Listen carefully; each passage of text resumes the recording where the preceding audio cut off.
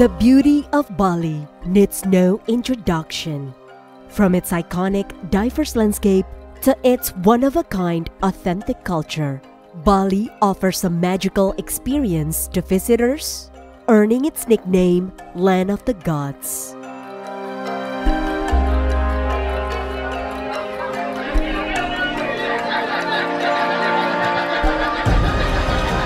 Among Bali's excellent qualities is inclusivity. Vulnerable groups such as women and youth has always been involved in various economic development activities, including the sustainable tourism sector.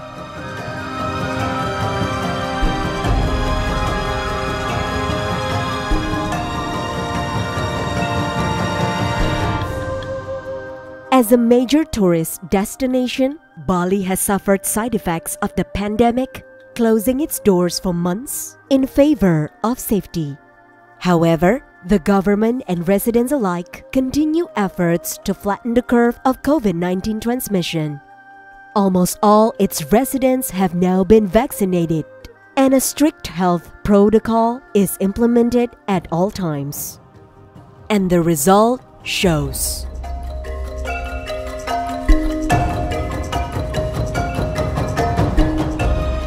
Bali is now ready to host the first event of Indonesia's G20 presidency. The first Finance and Central Bank Deputies meeting will be held on 9th to 10th December 2021. While meetings will be held in a strict health protocol for safety, we also aim to provide delegates with an experience full of Indonesian hospitality. Enjoy every moment of your visit.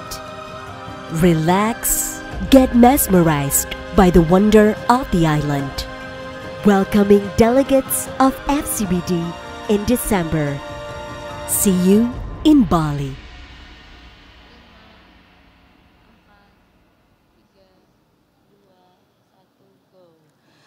Ladies and gentlemen, it is our pleasure to welcome you to the joint seminar, Digital Finance to Support Financial Inclusion, broadcasted live from Bali. All audience who are present in Bali Nusa Dua Convention Center, please be seated as we are about to begin.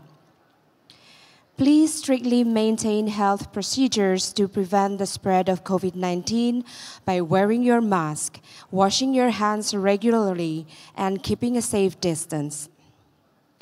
For the Q&A session rules, please feel free to raise your hand.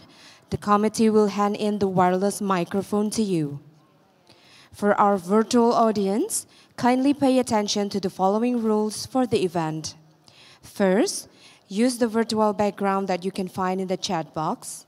Second, kindly use username format, your country, followed by your institution, followed by your name. For the Q&A session, you can send your question in the chat box with the following format: your name, followed by your institution, followed by your question addressed to whom, and followed by your question. Should any problem occurs in the Zoom application, please rejoin the backup WebEx links provided in the chat box. Thank you for your attention.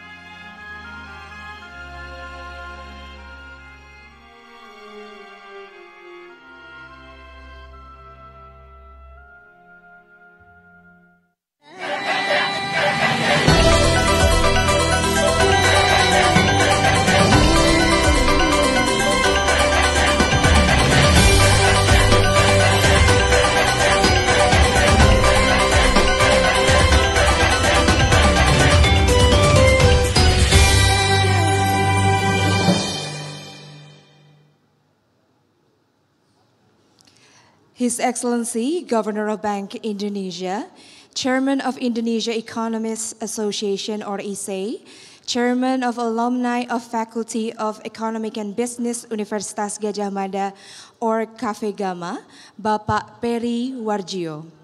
Members of ISE Central Board and KAFEGAMA, distinguished speakers, esteemed guests, moderators, ladies and gentlemen. Assalamualaikum warahmatullahi wabarakatuh. Shalom, Om Swastiastu, Namo Buddhaya, and good morning to all of you.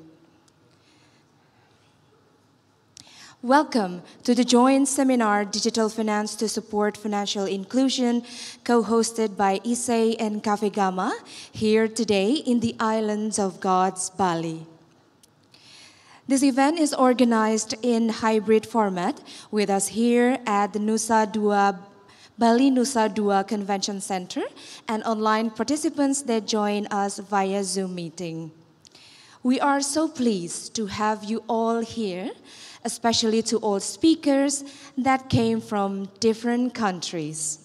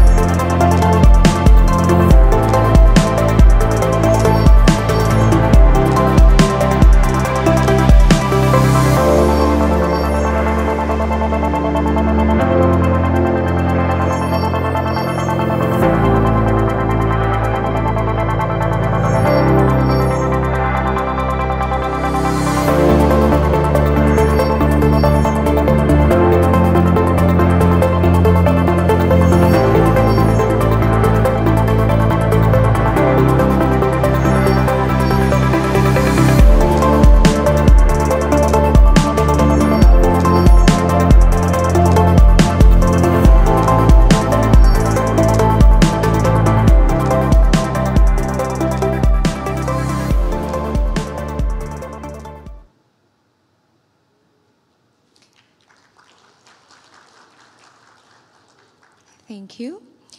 Ladies and gentlemen, to start off the event, may we have the honor to invite Governor of Bank Indonesia, who's also Chairman of ISE and KAFEGAMA, Bapak Peri Warjio, to deliver the Leaders Insight. Your Excellency, the floor is yours.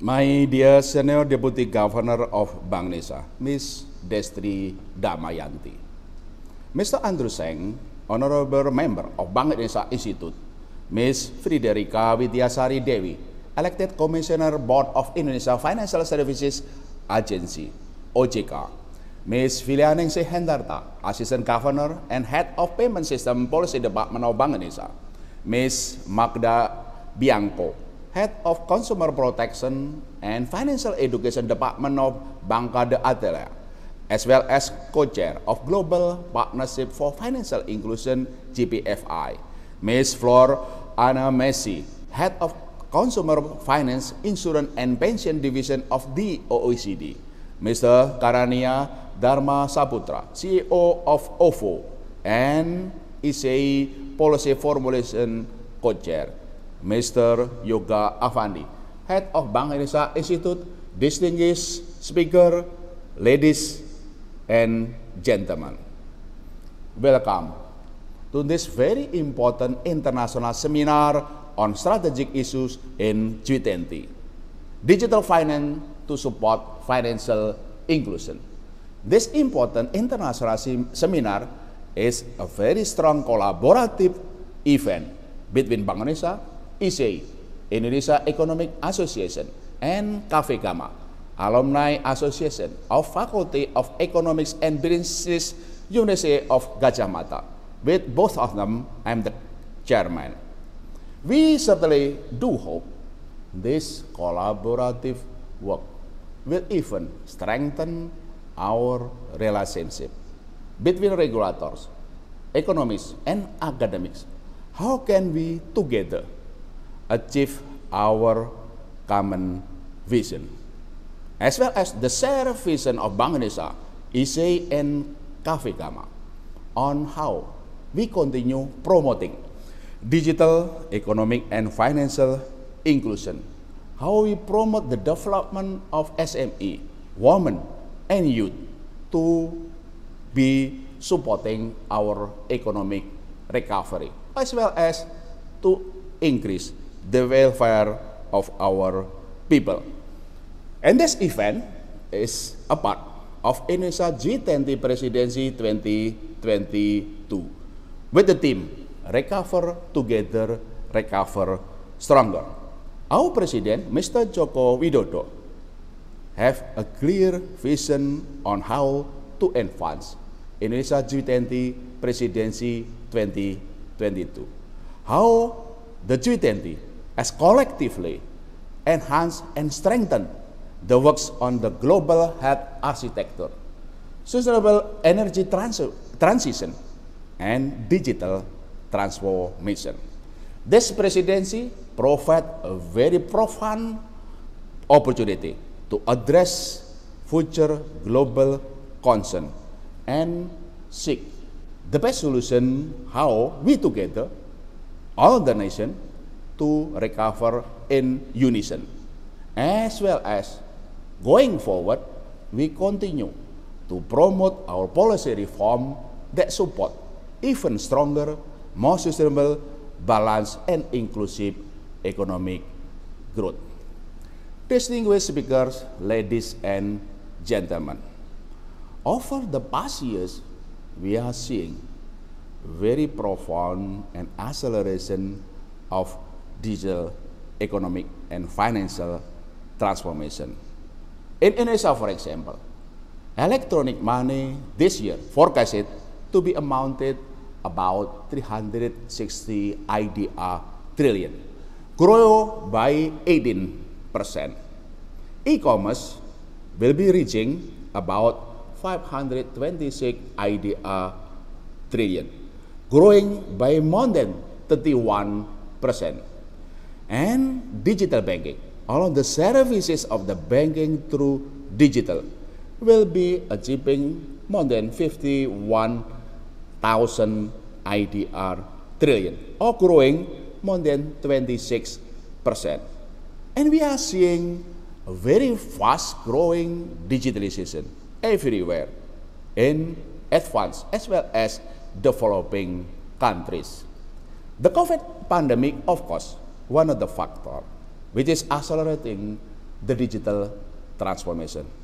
But beyond that, there is also shift in digital economy and finance, which is also attributed to people preferences for fast as well as more efficient economic and financial transition.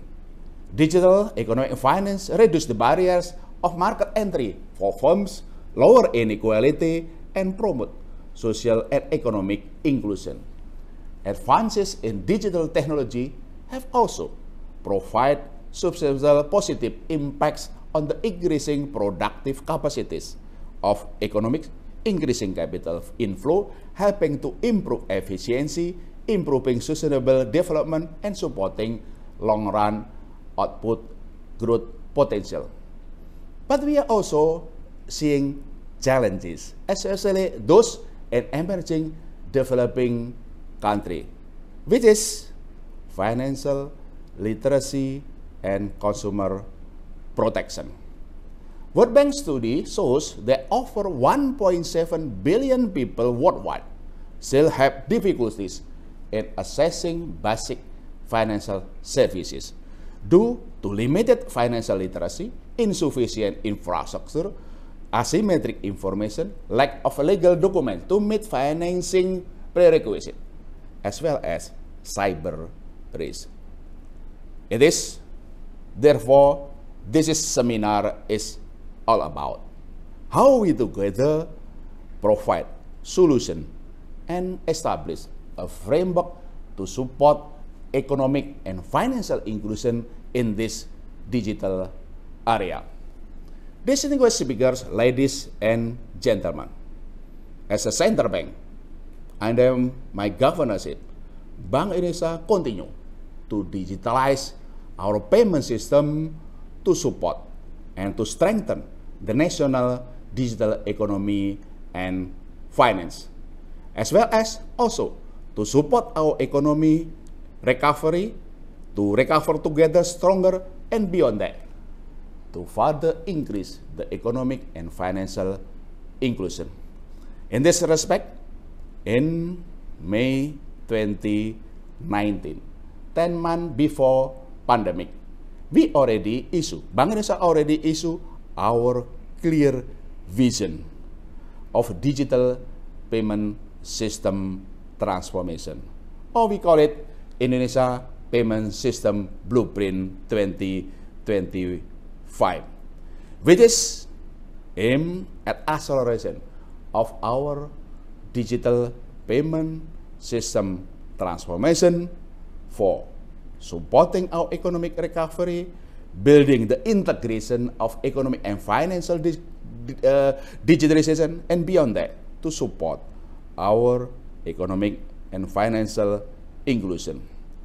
And since we launched it, we are seeing a very tremendous progress of Indonesia digital transformation.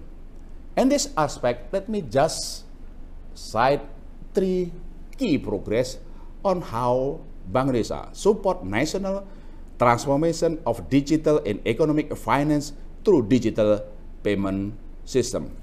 1, which is the expansion of quick response Indonesia standard, what we call it QRIS, CRIS in Indonesia.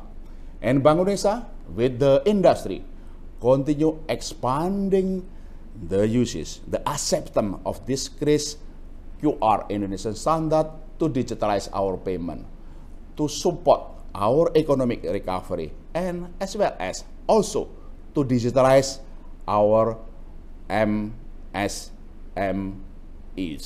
And we are seeing now more than 18.7 million merchant and user already being transformed to this QR Indonesian standard.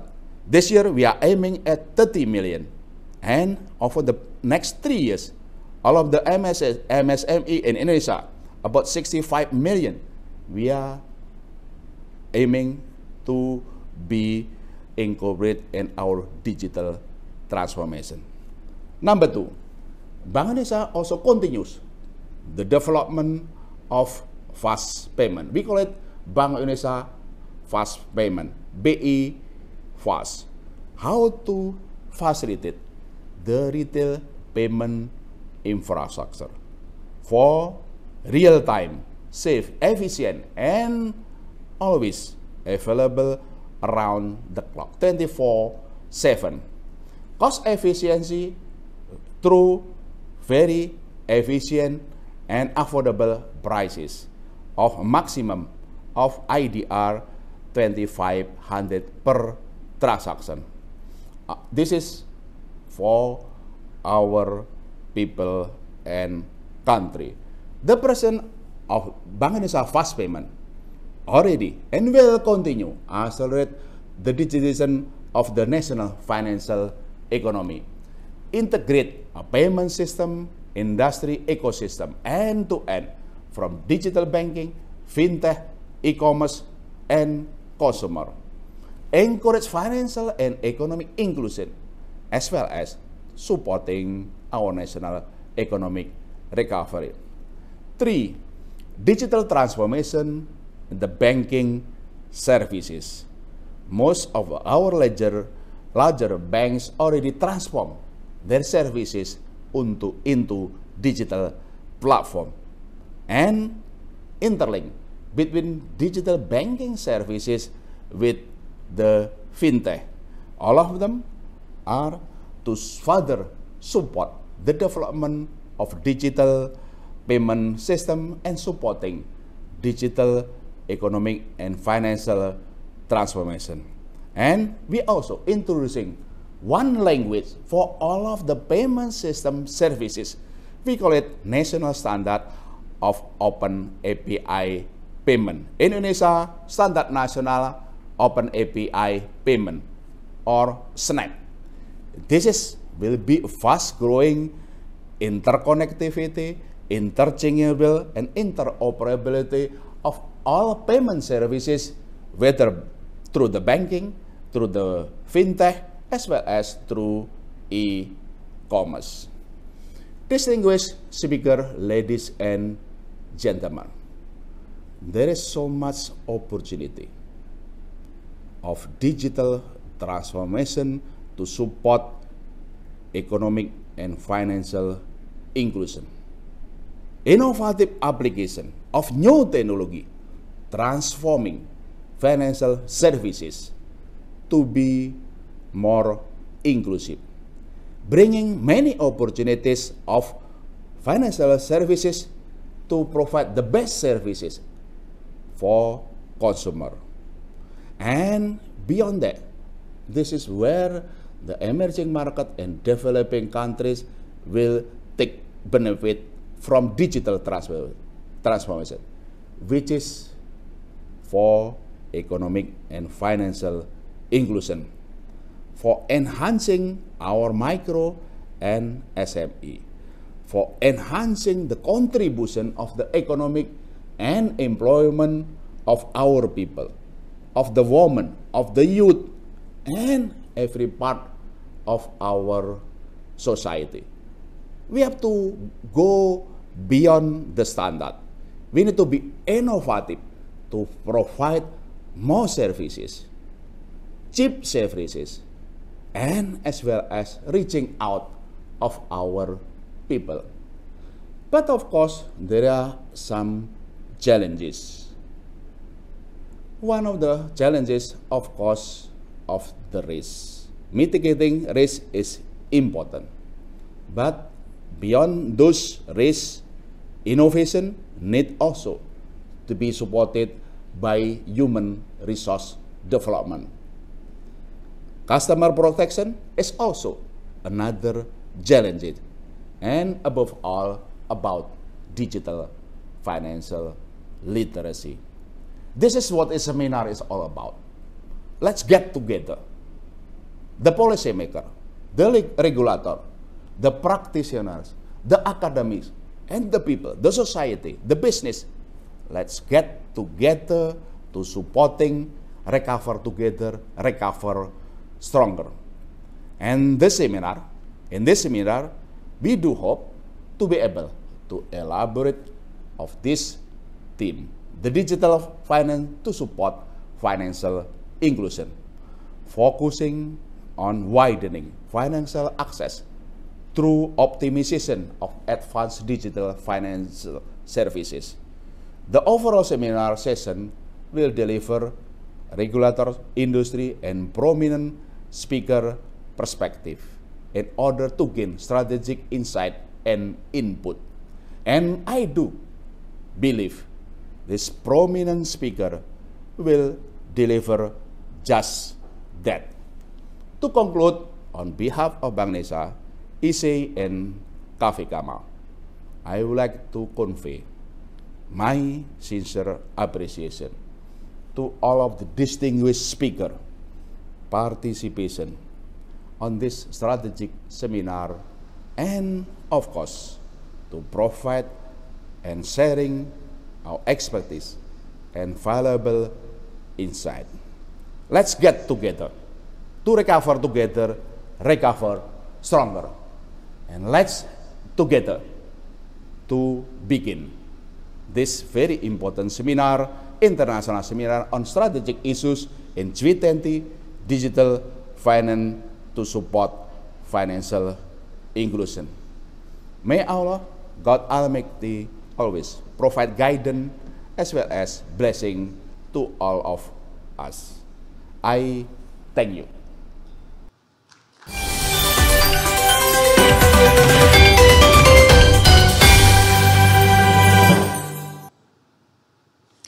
Thank you, Your Excellency. Esteemed guests and participants, now let us begin the main agenda. Presentation and discussion by our prominent lines of speakers. To moderate the session is CNBC Indonesia Economic and Business News presenter, Andi Shalini. Andi Shalini has been joining CNBC Indonesia TV as news anchor since 2018. She interviewed numerous profiles, among others, Indonesian governors, ministers, and heads of prominent companies. Prior to her current position, she was a social media reporter at the same news channel and public relations at several companies. Andi Shalini graduated from BINUS University with degree in public relations.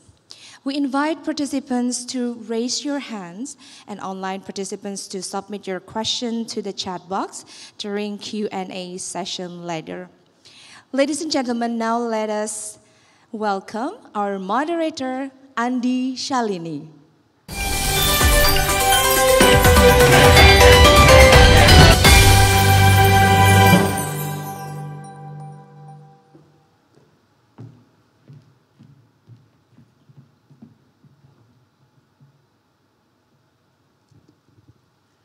Thank you for the warm introduction, Rani.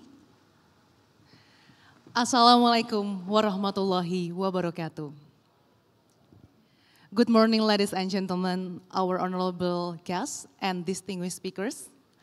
Welcome to seminar on strategic issues in the G20, digital finance to support financial inclusion, joint event Bank Indonesia, ISE, and Cafe Gama. On this honorable occasion, I am Andi Shalini or Sasa, will be the host for this panel session. Ladies and gentlemen, as we know, digitalization has an effect on most aspects of our lives, including economy and financial sector.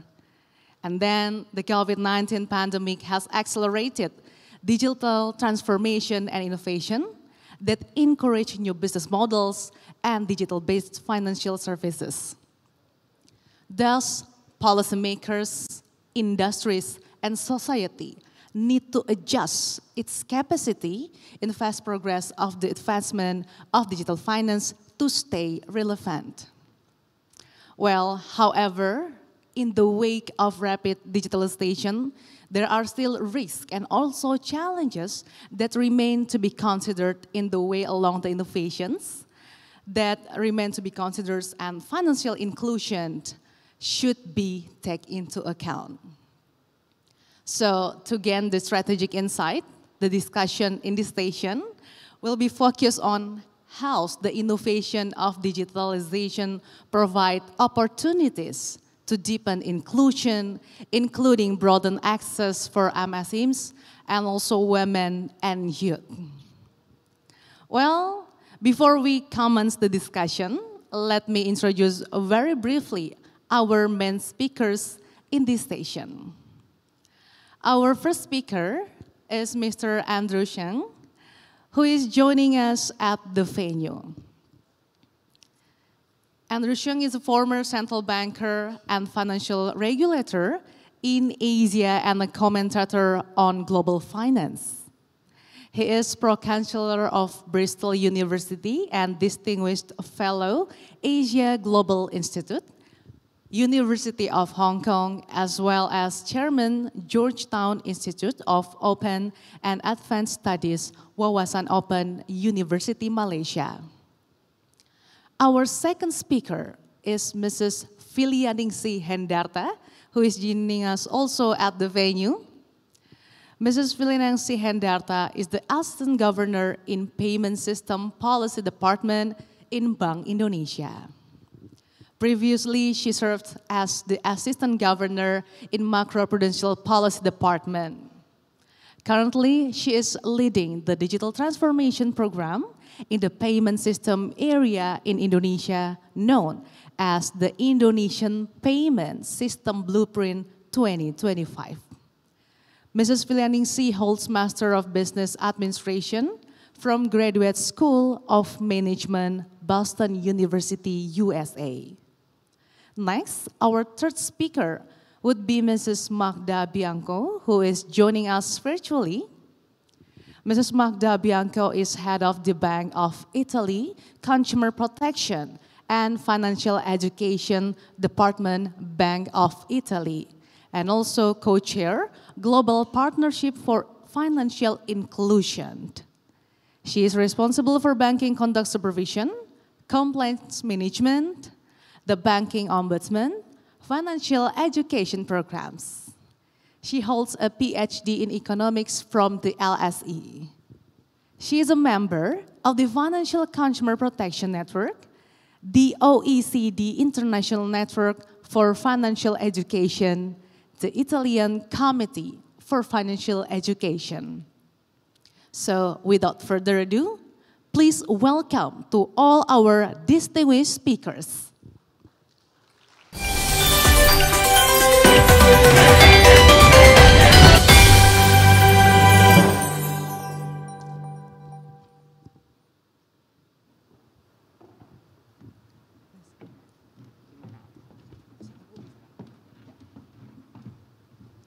Please give a warm applause to our speakers today.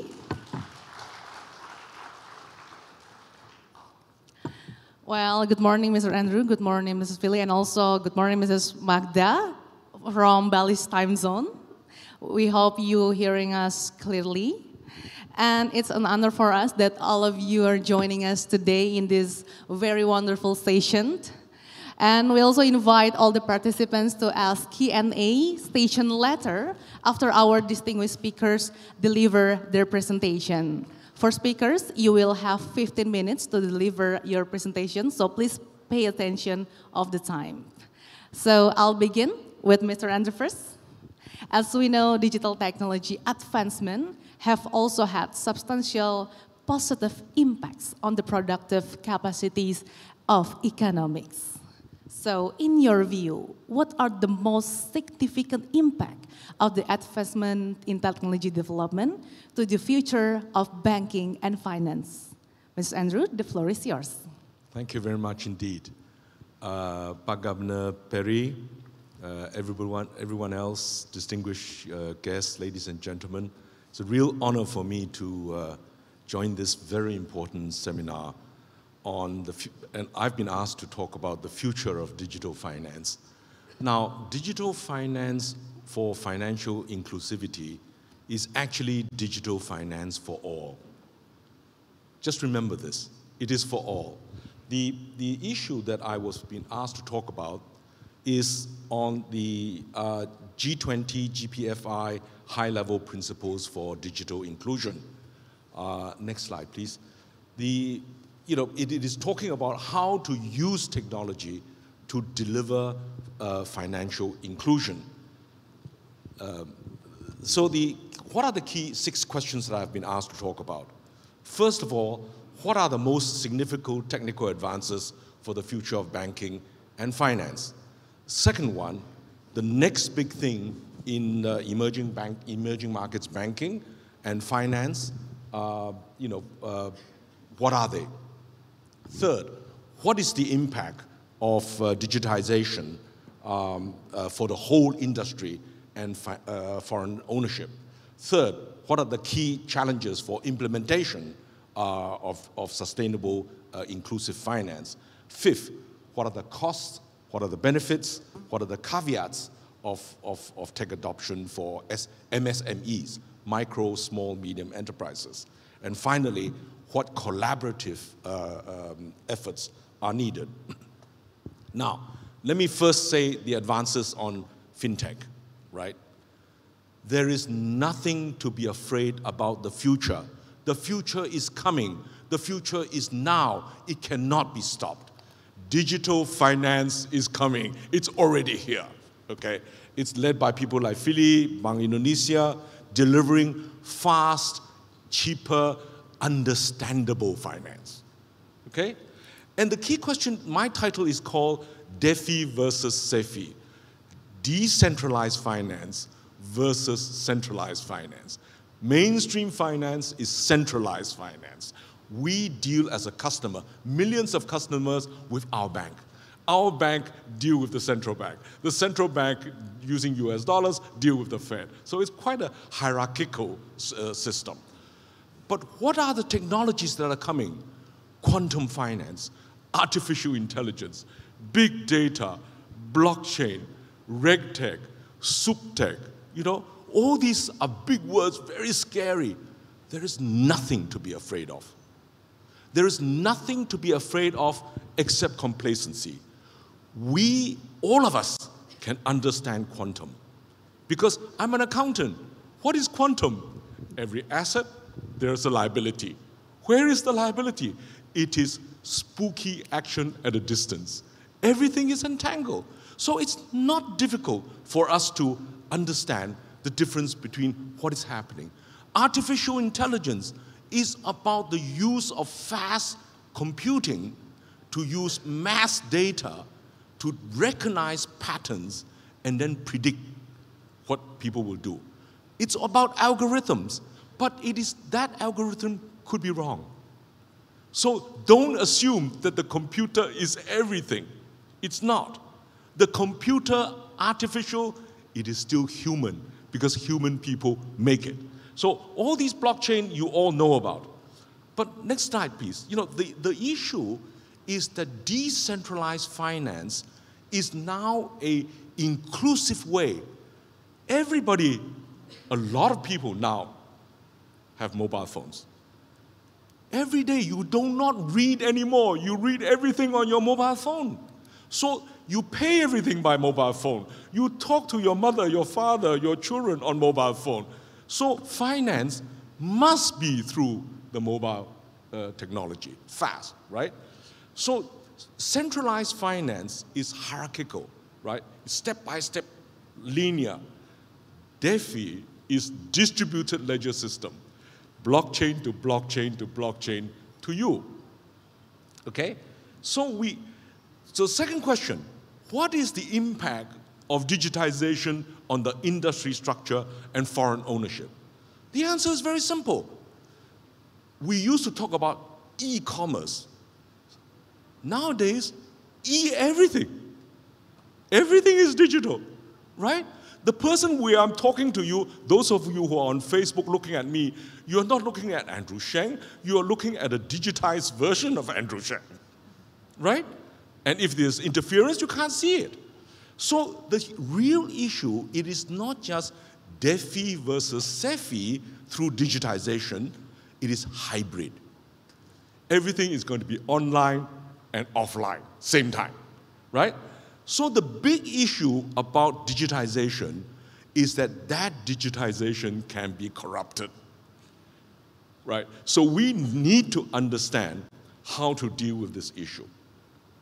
The fourth question is, how do we implement this? The big problem with the implementation is that we have 17 United Nations Sustainable Development Goals. And then in Glasgow, they talk about Global Alliance for Action for Net Zero. It means that there are millions of ESG projects that we have to implement on the ground. How do we transform from 17 goals of inclusion to millions of on-the-ground, digitization? And the answer is, it has to be done through you and me.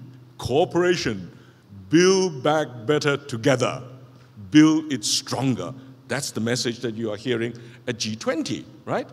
So the fifth question that we need to ask is, what are the costs, the benefits, the caveats for implementing digital finance? An old person like me always worry about risks. Young people like you worry about opportunities. Not worry, welcome the opportunities. And the answer is, digital development is for all. It is not just for the elites. It's not just for a few people. Okay? So once we understand that, it is about educating people. Do not worry about people. People will either learn by their mistakes or they will never learn. But those people who learn will be stronger, will be more resilient, will be able to welcome the opportunities that come. So the issue that we face now is that SAFE is very debt-driven. You know, you look at the chart that I've shown, the next slide, please. The next chart that shows, you know, the debt has grown from 100% of GDP in 1980 to nearly, you know, 375% of GDP now, and still growing. Okay? And everything is leveraged, right? Everything is leveraged. You know, you want ROE on 25% or more before you invest. But nature, our trees, our seas, cannot grow at 25%. At best, they grow linearly by 3%. So how do you, the difference between 3% and 25% is leverage. You leverage everything. But you leverage everything, you got risks, fragility. And that's the problem that we face. So if you just look at the data, next slide, if you really look at the data, last year, the global issuance of bond, which is debt and banking, is $27 trillion, right? 33 times the equity issuance of 827 billion. So it's a 33 times leverage. That means the system is fragile, right? And there are only 58,000 listed companies. How many MSMEs are there in the world? Hundreds of millions, right? And they cannot get equity. So what is the real issue? To get the broad base, I was at the edge of the desert. Next slide, please. You know, and I saw the caravans. I said, could these caravans going through 1,000 miles of desert be financed by conventional finance with collateral? Impossible. They will be robbed, they get lost in the desert, they will be overtaxed, you know, somebody cheat them. The only way the caravans can be financed is through equity and trust, because whoever invests in the caravan must trust the captain of the caravan and the members of the caravan that they will not be cheated. So Islamic finance is all about equity. It is about justice. It is about trust. And you know, so that changed my whole mind. It's about entrepreneurship. Next slide, please. Okay? High risk, but high gain. Isn't this the same as the unicorn finance in Silicon Valley? Right? Silicon Valley finance is all about ecosystem finance. You provide the right environment, everybody will grow. You do not worry about somebody failing, because the failure of somebody will be that somebody's success in the future, right? And that's why in Silicon Valley, people hire young people not because they have succeeded, but because they failed. Failure and success are two sides of the same coin, which we should not be afraid. So the big problem that we face in inclusive finance is that, the next slide, is that the MISMEs, the micro, small, medium enterprises, face systemic challenges to develop. They don't have the know-how, they don't have the funding, and they don't have the branding. The three things that are necessary. Without the funding, you cannot get the talent. Without the know-how, you cannot get the talent. Without the branding, nobody trusts you. The big banks have it. The big asset managers have it. But if I'm a small player, I want to have my fair share. If you do not trust me, how can I grow? That's why DEFI delivers faster, better, more understandable finance, so everybody has a chance to win. So, next slide, please. So if you really look at the data, and this is the ADB data, they are showing that in the last few years, MSMEs cannot get finance from the system, or has very great difficulty getting money from the system. And yet they provide for 97% of the number of companies, 2/3 of the employment, and 40% of GDP. So, you know, the issues are changing. Now, where does digital finance come in? Next slide. I went into this and I suddenly found DeFi, decentralized finance, is transforming the industry very rapidly. There is a whole bunch of MISMAs who are now using digital finance in Kenya, etc., that are actually using technology to provide jobs and income for the small players. You know, the big problem with artificial intelligence, somebody has to train this machine.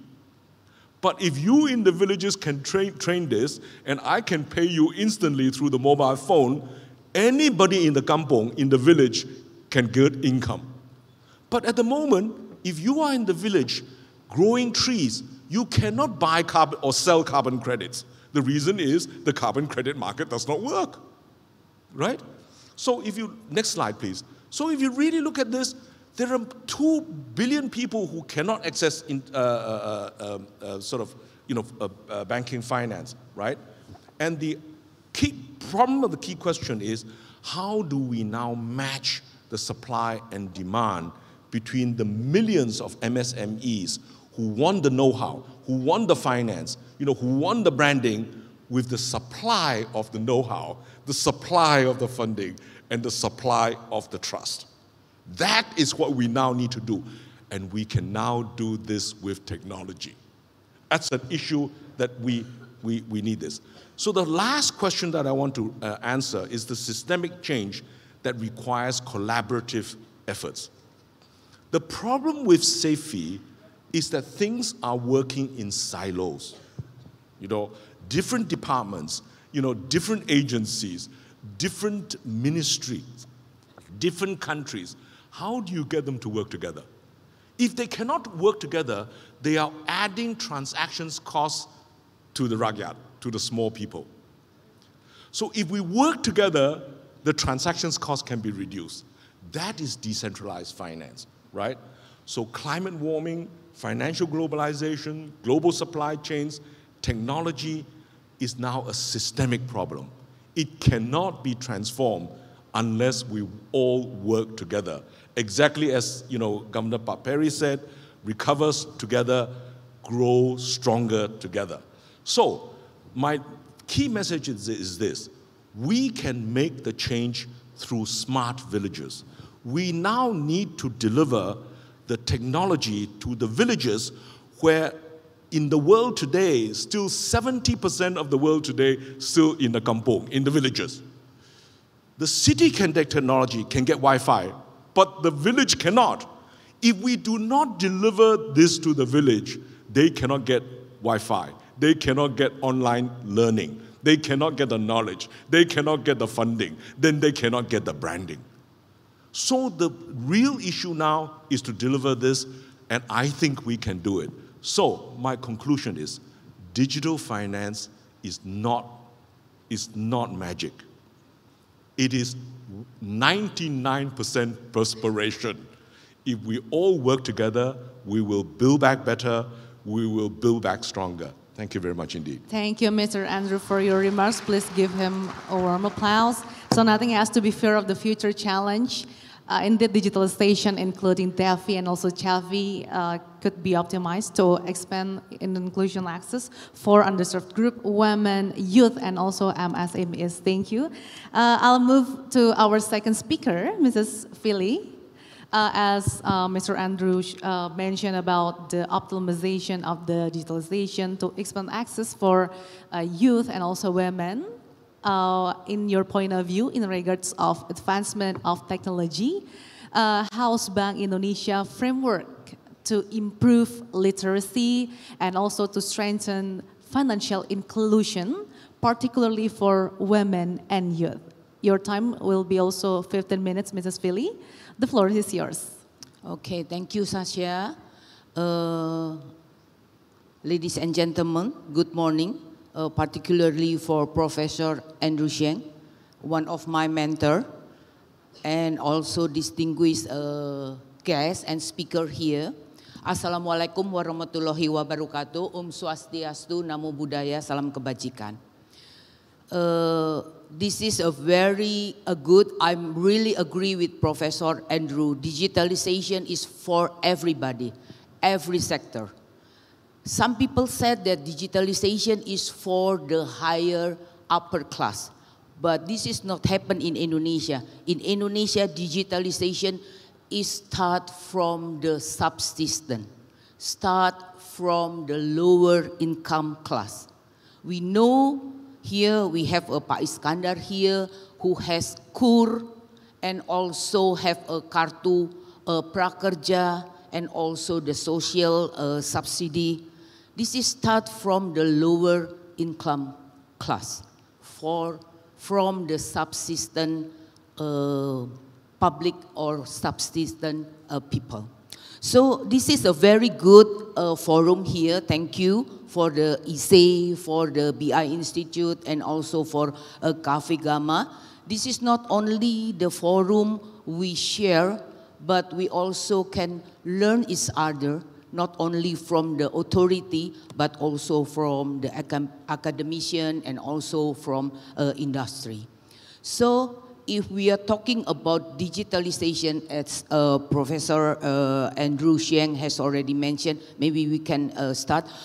Today, I will talk about how the digital payment, if the Professor Andrew has already explained about how the global is moving forward, I will share how Indonesia respond with the global trend. How Bank Indonesia navigating the rise of digital payment for economic and financial inclusion, particularly as our topic today for the women and for the youth. And next slide, please. How financial access for the women and youth. We know this is still a challenge. We know for the last decade, developing countries show a big improvement in financial inclusion. Yes, but it remains a challenge for a woman. We know that the data from the Global Financial Index 2022 show that the account ownership in developing and high-income countries show a significant progress in the last decade. However, we see in the developing country, the gender gap in account ownership remain high, and account ownership by youth is still low. You can see here, is still 63 in developing country. And also, we see for the woman, even though increase, still lower than a man. So we see a lot of government initiative and also issue on the financial inclusion is a topic in the international fora targeting women and also youth has been addressed. And we see here G20 for the presidency Indonesia, we also have the financial inclusion for women and youth as our priority agenda. And next slide, please. How about in Indonesia? We see the current condition in Indonesia.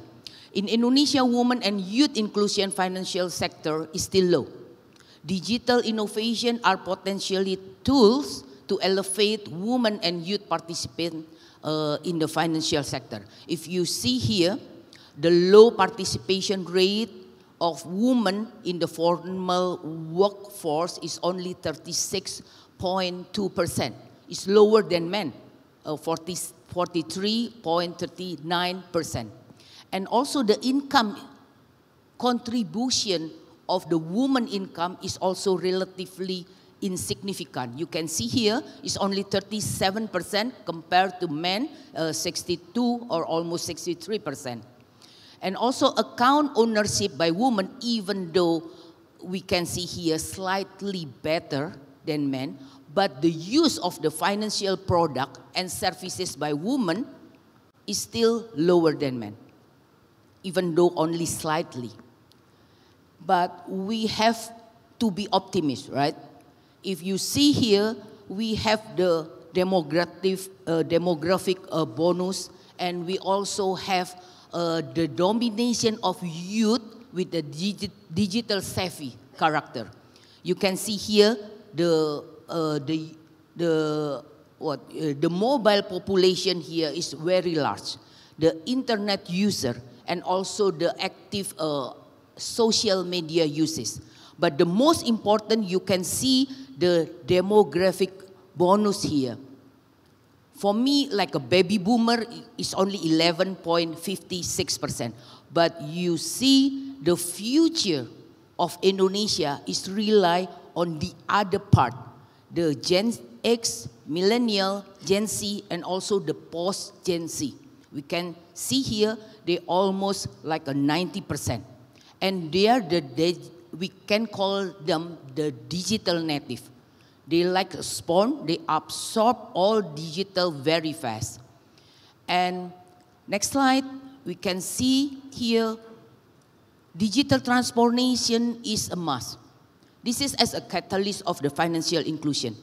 We just, in Indonesia, women and youth inclusion in financial sector definitely is still low, but we believe we can overcome it with the digital innovation.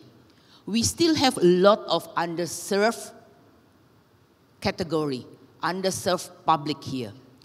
What do we mean by the underserved? The category that they don't have basic account, they don't have access to the financial, and also they rely on the cash economy.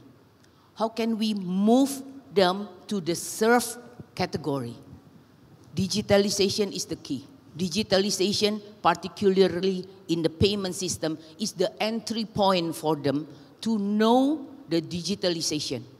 So we can go the bank, mobile payment operator, switching operator, regional bank, a card company, financial cooperative, try to get them, the unserved people, to be served. So they try to over them with the saving account, with the credit, with the payment, with the insurance, and also try to introduce the remittance for them. But the problem, as Professor Andrew mentioned, how can do that? How can they do that? We are not talking about the signal, but we're still talking about the financial literacy. We're still talking about the education here. So we are together, Bank Indonesia with the industry, try to educate them. So we try to make them become a served category. At least they have a transaction account. And after that, they can use a broad range of the financial services. If we are talking about the financial inclusion, most of us just mention and in our thought, okay, as long as they have the bank account, we can categorize them as a served people and categorize them as already financial inclusive. But we want to move further, one step further, not only the financial inclusion, but how they can get the economic inclusion. It means after they open the account, after they use a broad range of the finance services, they can optimize all of it to become to get the sustainable financing. So it's not only stop in the open account, but how they can use it to get the sustainable finance, a cheaper financing. Next slide. And this is thanks the COVID pandemic have a blessing in disguise, because the COVID pandemic has changed the people behavior in conducting the economic activity. I don't know how long. What is the last time you visited the bank? Maybe 1 year ago, 2 years ago, but I believe maybe 1 minute ago you did the digital transaction. You did the payment transaction. You do the transfer with your gadget. You pay something with your gadget. You order the food. You order everything. So we can see here the Google Bin Temasek assessment mentioned that during 2021, we have the new 21 million, a new digital customer. And 72% of the 21 million, this is Indonesian, yeah? It's come from the small city, it's not from the big city. So it's mean that digitalization is for everybody. It's not dominated by the people in the urban city, but also in the rural area. And also if we see at the digital merchant, we see that 59% of the 96 digital merchant, they also got the digital financing. And according to the survey, they said that at least they still keep or maintain all the digital stuff, and they try to increase, they try to get more variety of the finance services here. And if you see at the digital payment transaction, the conventional still okay, but if you see the digital payment sort of increase, digital banking, electronic money have a very significant growth here. And how can it happen? Because we have the key drivers here. Everybody, the bank, the authority, continue to conduct the digital transformation. And also the second, we have the continuous collaboration between bank and the fintech, and also we have a rapid pace, e-commerce, very innovative here, e-commerce transaction, along with a lot of innovation here. Next slide. And how Bank Indonesia address this? Definitely with the policy mix, particularly for the payment system policy, we focus on the measure to improve the inclusion, taking into account measure to promote the growth and maintaining stability. The policy will be conducted based on the three strategies here. The first, we will continue to create the solid, competitive, innovative payment system industry. So we do the consolidation of the payment system industry. And the second, we also provide the integration, connected, and also interoperable infrastructure, because this is very important. How we can provide the fast, efficient, safe, robust payment system. And the third, we also want to push the market practice, very sound, efficient, prudent, according to the global market practice through the policy, the price policy. Next slide. That's why we issue the blueprint of the Indonesian Payment System 2025. And thanks God, we have already launched the blueprint before pandemic coming. I cannot imagine if we don't have the blueprint and then the pandemic coming and we have a social distancing, we will have a very deep problem here. But since we have a blueprint, we have 5 vision here with the 5 key words, how we can do the integration of the national, digital, economic, and finance. Because we realize if we are talking about digitalization, it's not belong to one institution or one authority. We have to work together. And the second, we know the Indonesian is still bank-led. 86% is still controlled by the bank. So if we want to go to the digital transformation, the big guy has to do the transformation. So that's why the digital banking transformation, we still continue and we still push the transformation of the banking. And also the third is the interlink between fintech and the bank. How we can do the synergy and have the competitive advantage, utilize the competitive advantage of each bank or fintech. And the fourth is balanced innovation. We see the innovation, digitalization give us a lot of benefit, but it's also come with the risk. So we have to balance between the opportunity and also the risk. And the fifth is the national interest of the cross-border. Cross-border is a must, but we have to keep our national interest. And for the blueprint payment system, we have a 5 working group.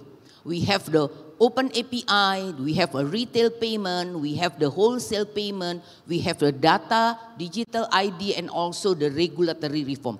Last year, we have the milestone here, regulatory reform, retail payment, infrastructure, and national standard of the payment system. So we do the reform of the regulatory, we have the sandbox, we have Bliss. This is a one-stop digital tutorial for the SME. And BE Fast, this is the fast payment, never sleep 24/7, and also the SNAP and the CRIS. This is the game changer, and this is very important, and this is the entry point for the woman and for the youth. Next slide. My time is up, but this is just a quick. This is the CRIS. This is the game changer. So previously, we have a lot of QR. If you go to the merchant, you see a lot of QR. If you have one application, say the red application, you cannot use the QR of the blue application. But right now, since we have the QR Indonesian standard, we only have one QR in Indonesia for the payment. And it can be scanned and used by all applications who are the member or got the license as the QR provider.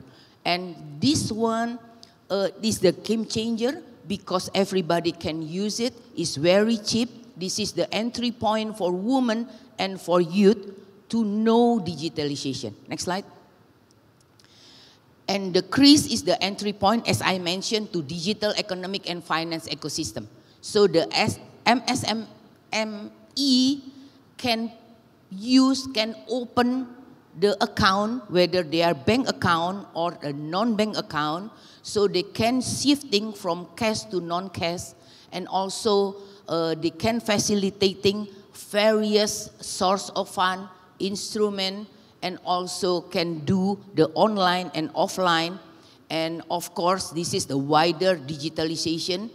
And the most important thing, the merchant, the transaction of the merchant can be captured by Bank Indonesia, and it can be used as a credit profile for the MSME, and it can replace the collateral, as Professor Andrew mentioned, the lack of collateral. They can use the data of the transaction CRIS as the credit profile. Next slide. And this is the data of the CRIS. You can see here, right now we have 19.5 million merchants, larger than all the population of the small country, right? And 80% of the 19.5 million merchant is MSME. Who is MSME? A lot of women conduct the MSME, and also the youth. And who is the CRIS user? Last year we have 11.5 million, but right now, as of May, we have a 20.6 million. And you can see the growth of the volume and also the amount. Next slide. And we still continue. Last year we have a targeted, we have the supply, the supply side, but right now in 2022 we push the demand side. We want to push the user of the CRIS. Next.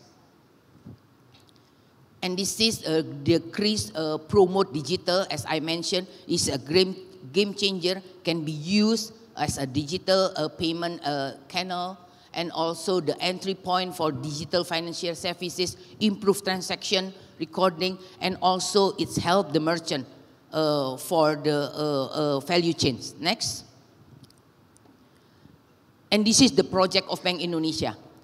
We want to help the young entrepreneur.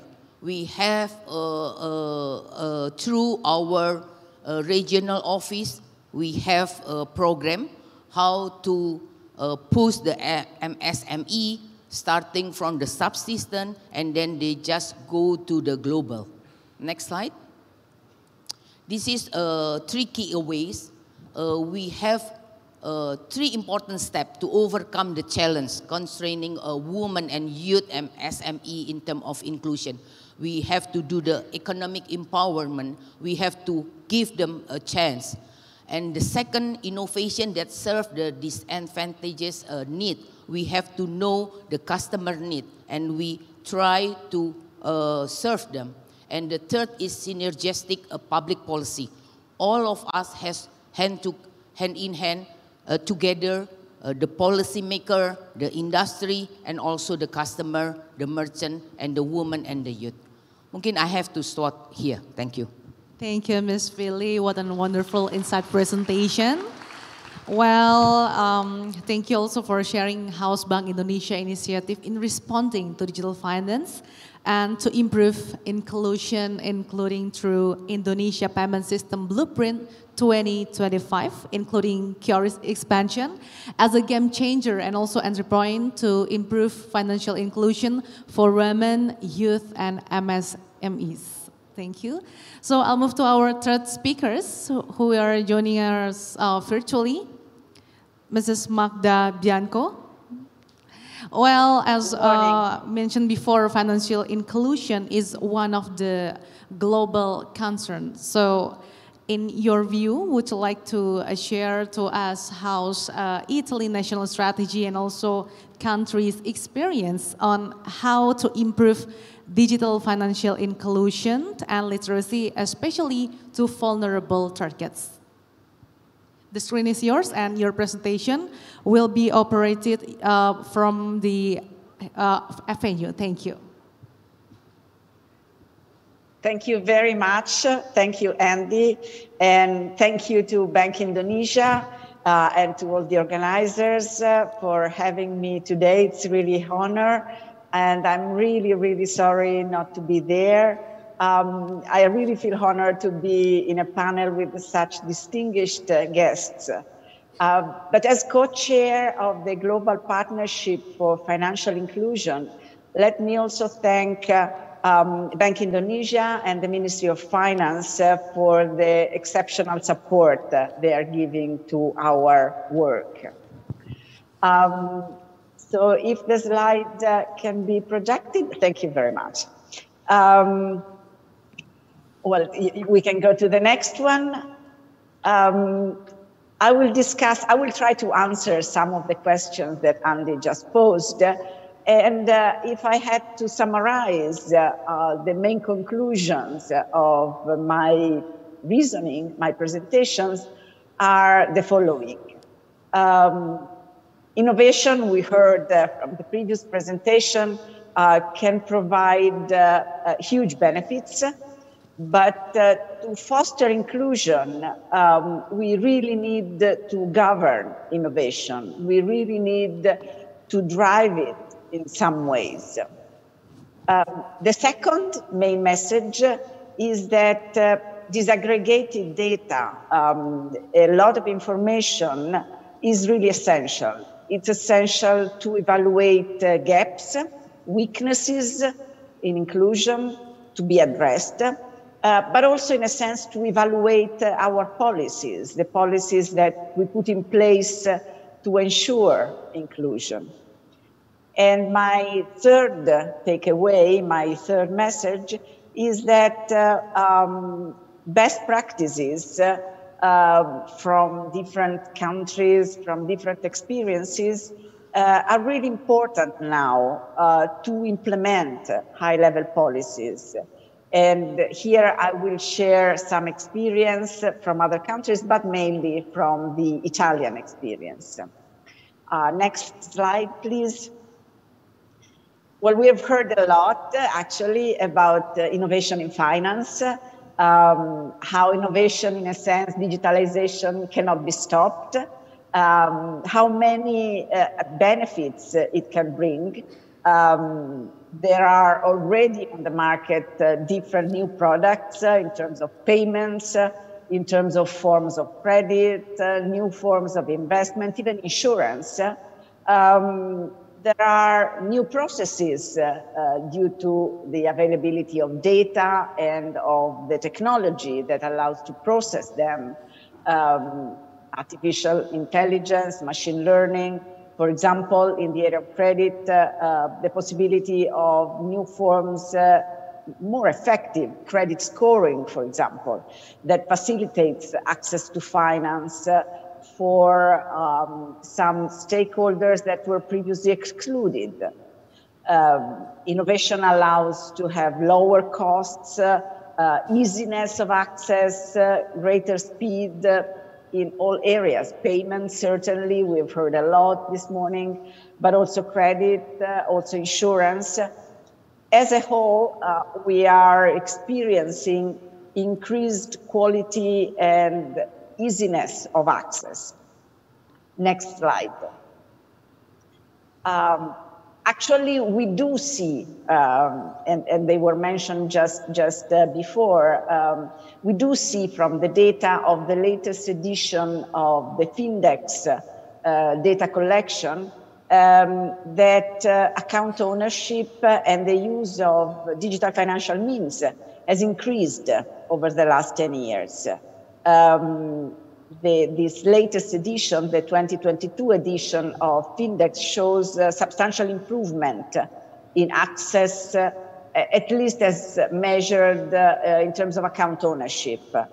As a whole, in 2021, 76% of adults have now an access to accounts.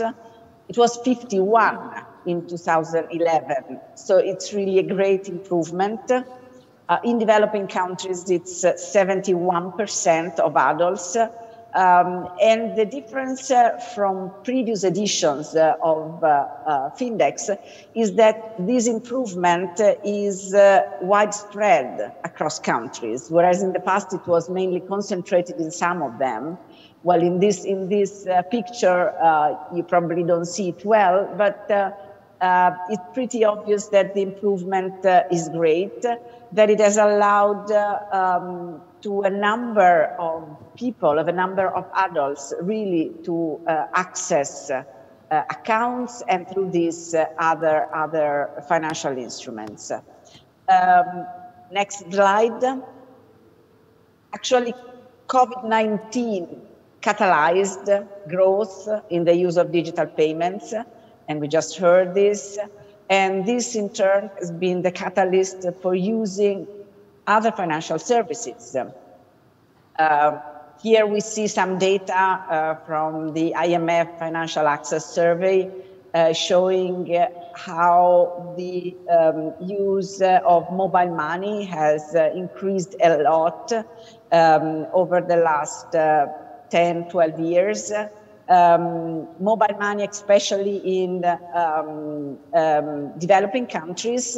In general, mobile and internet banking transactions have increased everywhere. In this case, it's more frequent in developed countries. What has happened is that the increased digitalization has also lowered the gender gaps. We've just heard that the gender gap in access and use of digital financial services is there, but actually digitalization has reduced this gap. In the overall data set, it was 9%, it's now 6%. There is still a lot to do, but at least digitalization has shown some progresses in this area. Next slide. Well, the main message here is that, yes, we do observe a lot of benefits of digitalization, of innovation in the financial sector, but it is essential that this innovation is somehow governed. We need to be sure that the benefits are accessible to all categories, including the most vulnerable. We just heard that digitalization is for all, but we have to make sure that digitalization does not create new forms of financial exclusion. We need to ensure a fair competition among new and old providers in order for competition to be really effective.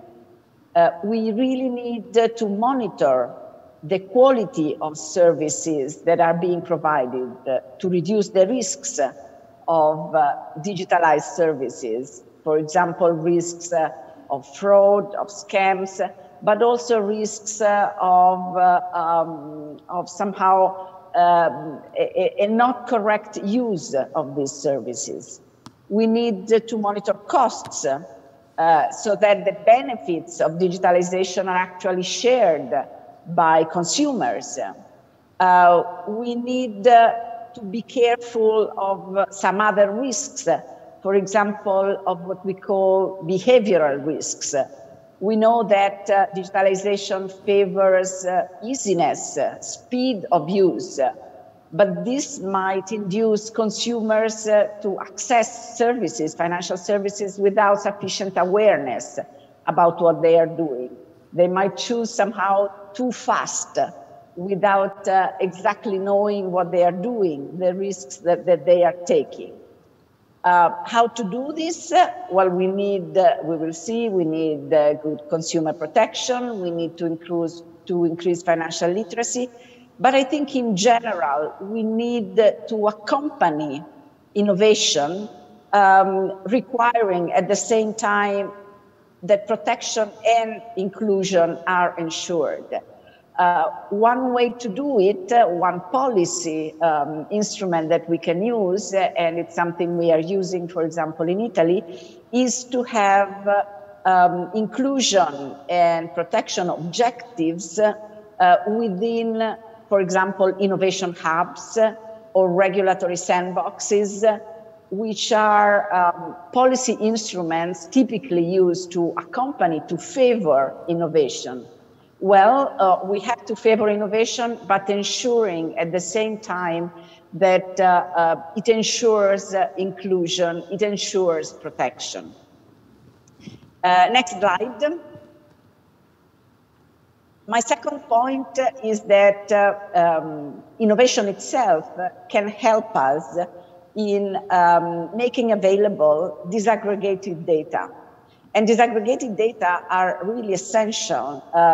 First, to identify gaps in inclusion, and then to address them in a proper way, identify which groups are most excluded and why. And then, secondly, disaggregated data help us to evaluate policies, to evaluate how effective they are in addressing, for example, exclusion. What I am saying here is that we do have quite a lot of information about individual inclusion, and we just heard data from the Global Findex survey. But more work is needed to collect the same level of comparable data for MSMEs. We don't have enough data about this group, and actually the Global Partnership for Financial Inclusion is working this year, and it will work in the next few years, to improve the availability of data that would allow actually policymakers to understand and address the needs of micro and small and medium enterprises. Next slide. But actually, also the technology, innovation and digitalization can help us here, because if regular and somehow traditional surveys are very important, are very helpful, of course, the technology is really helping us as regulators, as supervisors, in collecting better data, in using more granular, detailed data to do our job better and to address vulnerabilities in a better way. So sorry for the interruption, Ms. Magda. Your time is 2 minutes left. Thank you. Okay. So next slide. Here it's a project that we have to use SUPDEC to collect information, to collect data and granular data to address vulnerabilities from the Ombudsman, the Italian redress mechanism. But let me turn in my last few minutes with the next slide to my last point, which is about best practices, sharing best practices that can really help all countries in the development of the most effective solution. In our last year as GPFI, we developed a menu policy option for digital financial literacy and financial consumer protection with a lot of practical examples to help countries understand how to develop policies in terms of consumer protection and financial literacy. But let me show 3 examples in the Italian case. Next slide. And the examples are from conduct supervision, from financial education, and from individual consumer protection. Next slide. 1 minute left. Conduct supervision, for conduct supervision, we have issued some regulation that requires intermediaries to pay attention to possible causes of exclusion already when they design their products, also to address vulnerabilities, but even disabilities. And we think this is very important. Next slide. An example from financial education, we have programs for specific categories, women, youth, MSMEs, but specific attention is for migrants. And we developed a tool which can help migrants to calculate the total cost of remittances and the final amount that they will get to the final recipients. Next slide. And we can actually move to the other one, the final one. And one example from individual consumer protection, an example from our ombudsman, financial ombudsman, in the decision of the ombudsman regarding, for example, unauthorized payments, where they decide about frauds in payments, and deciding whether it's the bank which did not ensure enough protection, or whether it's a client which did not pay enough attention. Well, there is an increasing attention to vulnerabilities. That is, when the customer faced a very sophisticated fraud, well, the ombudsman gives much weight to this and decides in favor of the client. When the fraud is not very sophisticated, well, the ombudsman decides in favor of the bank because it assumes that the consumer should have known about this. So vulnerability is addressed in a very specific way. So I hope these best practices can help in our discussion, and let me thank you for your attention. Thanks. Thank you, Ms. Magda, for sharing the international best practices that can be used as a reference for developing and also developed country in developing effective solutions for promoting financial inclusion and also consumer protection. So thank you to all speakers for your enlightened presentation. Now we are going to move on to Q&A station. For participants at the venue, you may raise your hand. And for participants who are joining us in virtually, please type your questions in chat box. Don't forget to mention your name, followed by your company or institutions, as well to whom your questions is addressed to, and followed by your questions in a brief. Well, I give the chance for participant at the venue first to ask the questions. On my right side first, please, the gentleman.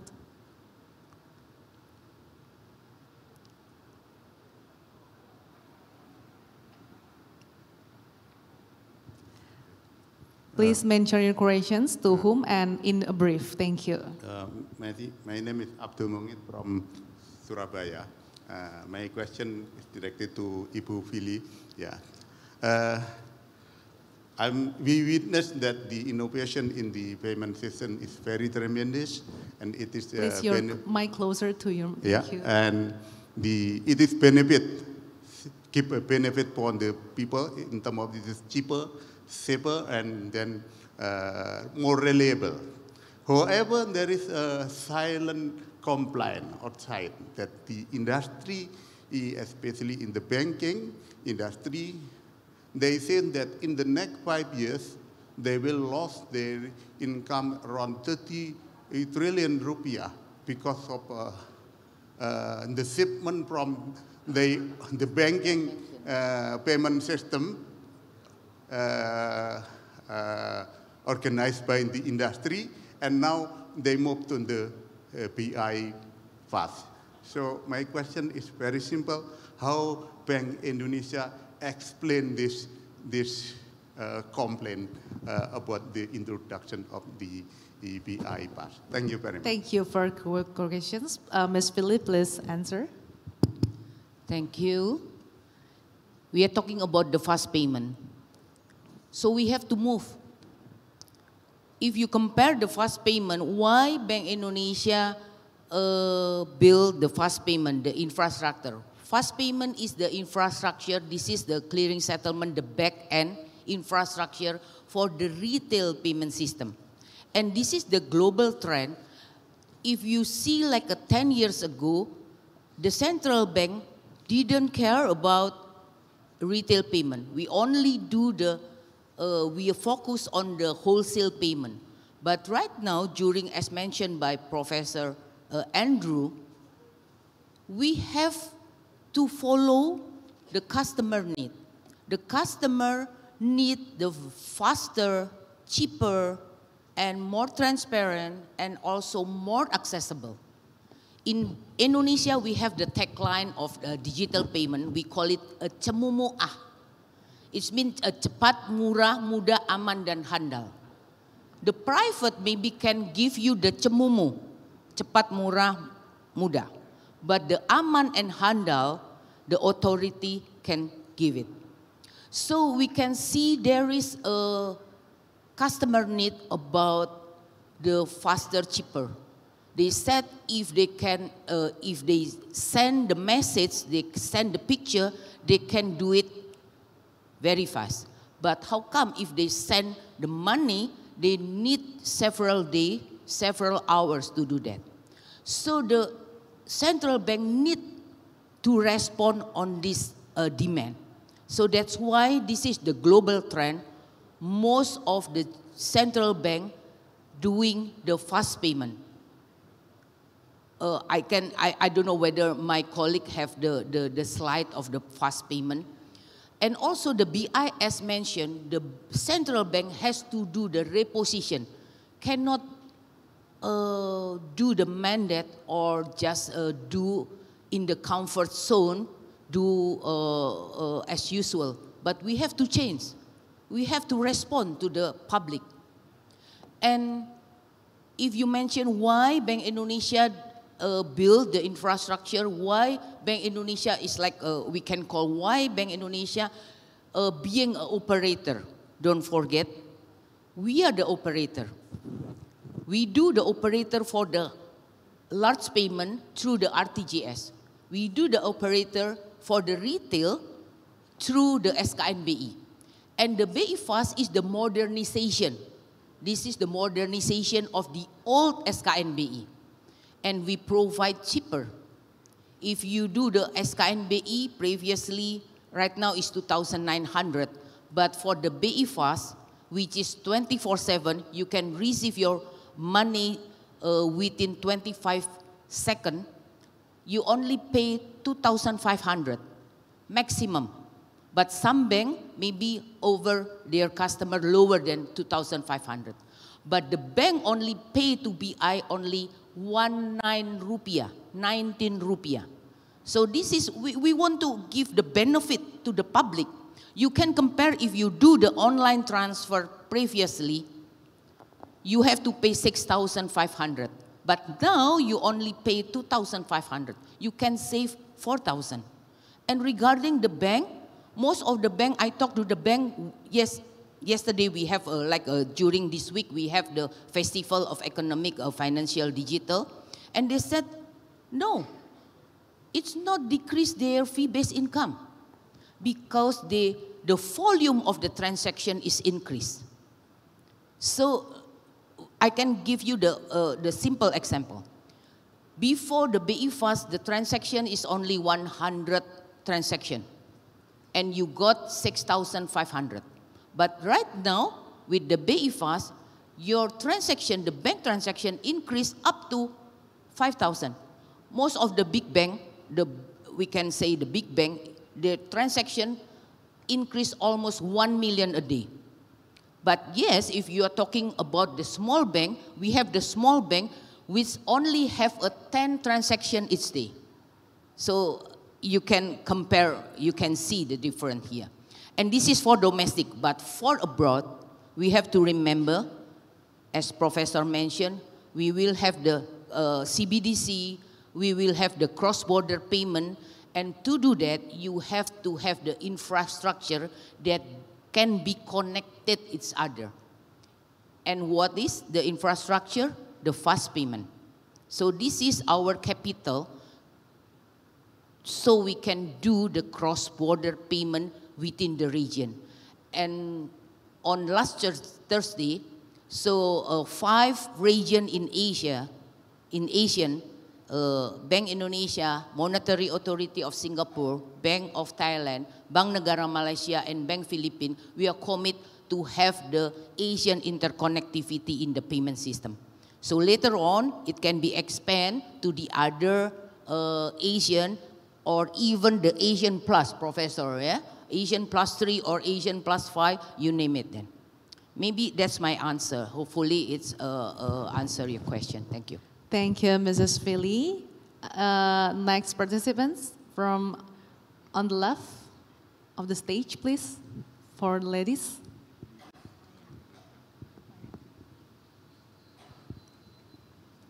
Please mention your name, your questions in a brief. Okay, thank you very much for the opportunity given to me. My name is Apriyani. I'm from Satyawacana Christian University, but my attendance this morning is representative of ISEI Salatiga. My question is directed to Mr. Andrew Sheng. Thank you very much for the insight on the digital transformation, especially for the development of decentralization finance.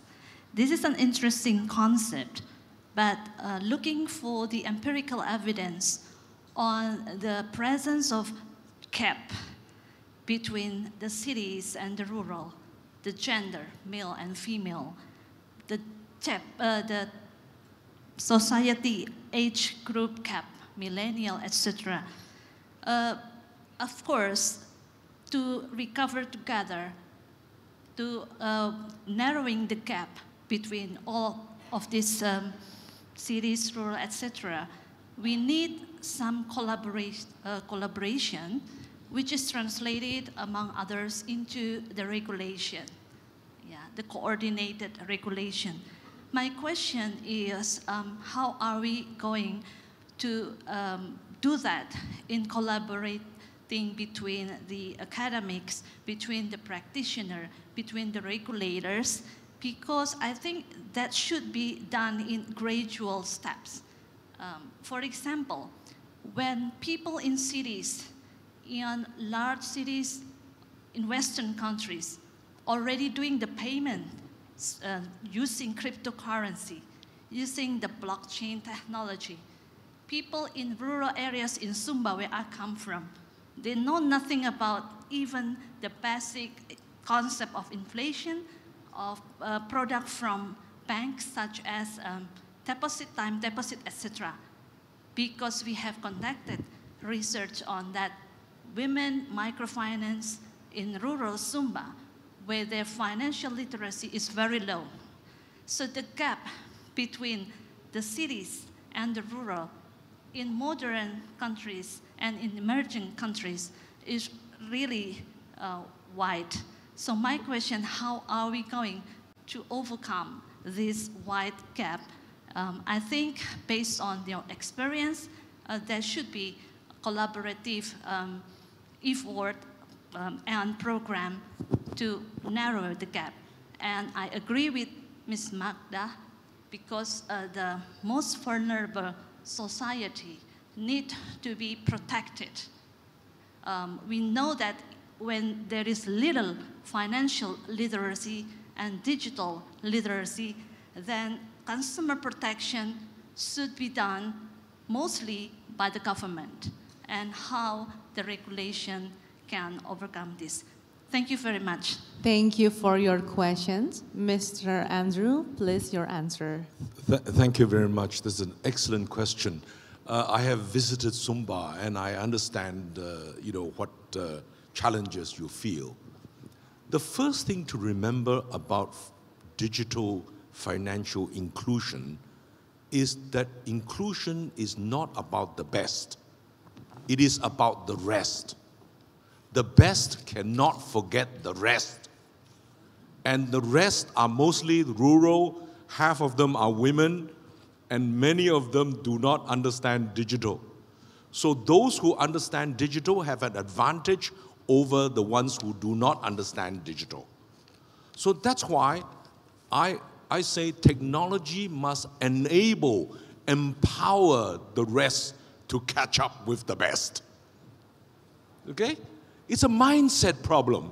You know, CEFI is centralized, it's top-down, it's linear, it's supporting the best. The previous question about the banker saying, why am I losing? Hello, remember this pandemic. Thanks to the great work of central bankers and financial regulators, the financial sector has been protected, but the rest has not been protected. How many people can get vaccines in the rural areas? To protect the rest, financial inclusion is now how to grow that cake bigger to give to everybody rather than just the best. So digitization is enabling this. Now, to answer your question, this is where everybody has a chance. It is important for the academics to do more research on the rural areas, to understand how it is possible for us to build this digital platform, what I call the global creative commons. Today you can get Wikipedia. Everybody contributes to Wikipedia. It's free. And that contributes to everybody's knowledge. What we are seeing today in decentralized finance is now to contribute knowledge, know-how, funding, and branding to the rest. Okay? So to me, it's a mindset issue.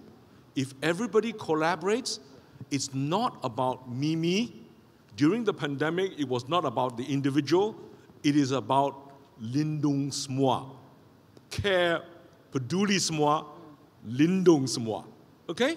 We have to care for everybody. We have to share with everybody. It's not about me, it is about we. Digital finance is enabling that. Thank you very much indeed. Thank you, Mr. Andrew. Ladies and gentlemen, I would also welcome Senior Deputy Governor of Bank Indonesia.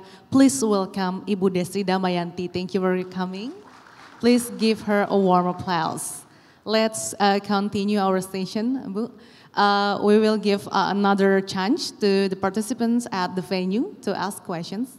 Okay, please, Tim, to help give the mic for the gentleman.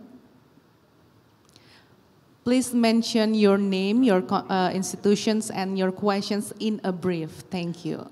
Okay, thank you, Mbak Sasa. I am Firdaus. I am from ISEI Pusat and Bogor Agricultural University.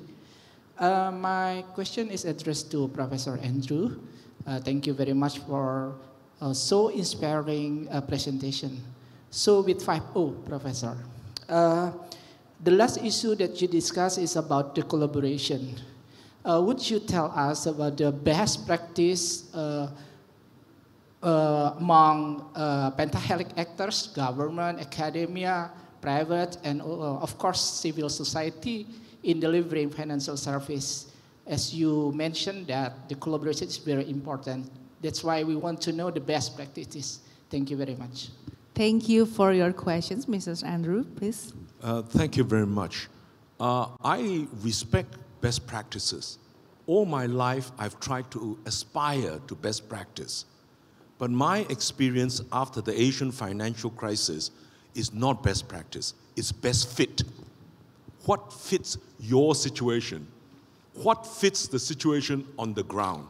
And you will find what fits the situation for city is not the same as the kampong, as the village. What fits the country A is very different from country B. So it's very important that you have best principles. The principles must be very best. But when you go down to the ground level, you find that the situation is very different. And that is why it is not about me. I have to listen to you. If I respect you, if I care about you, if I listen to you, we will together create something better. Not about, I know what's best, you do not know what's best, therefore I tell you this is best practice, this is best standard, you must follow me. But the rest are saying, I'm sorry, this best idea cannot fit my principles, right? So I always say cancer medicine cannot cure malaria. The rural areas suffer more from malaria. And therefore, we have to find the right medicine for what fits the rural conditions. And most people in most developing countries are in the rural areas. So if we digitize the rural areas, we empower the rural areas. The rural areas become rich, the city will become rich. If the city become rich, but the rural areas become poor, it cannot function. This is not politics. This is basic common sense. So I think it's extremely important now. We are facing extremely complex challenges. This is the time for all of us, as we say, recover better, recover stronger and more resilient. And that is why the best cannot forget the rest. Thank you. Thank you, Mr. Andrew. Next, we'll give the opportunity for participants who are joining us virtually. I would mention the questions is from Echo 3, from Bang Jatim to Ms. Philly. So how about from regulatory strategy or Bank Indonesia in giving supervision, especially when processing permission for the new product license for more agile, more faster to align with bank ecosystem when bank do the digital transformation? Ms. Philly, please answer. Thank you, Sasha. Thank you, Pak Eko, for the question. Once again, as I mentioned, in 2021, we do the regulatory reform. So it's mean we want to do the industry consolidation and we want to prepare the industry to do the transformation in digitalization. One of it is the licensing. Right now, we have the three kinds of licensing. So we categorize in the first category, this is the paket lengkap, yeah. You can apply as a PJP 1, it means you will get any licensing as long as you can comply to the prerequisite. And second is the PJP 2, so you will get only several licensing. And the third is PJP 3 is only get the licensing for remittancy.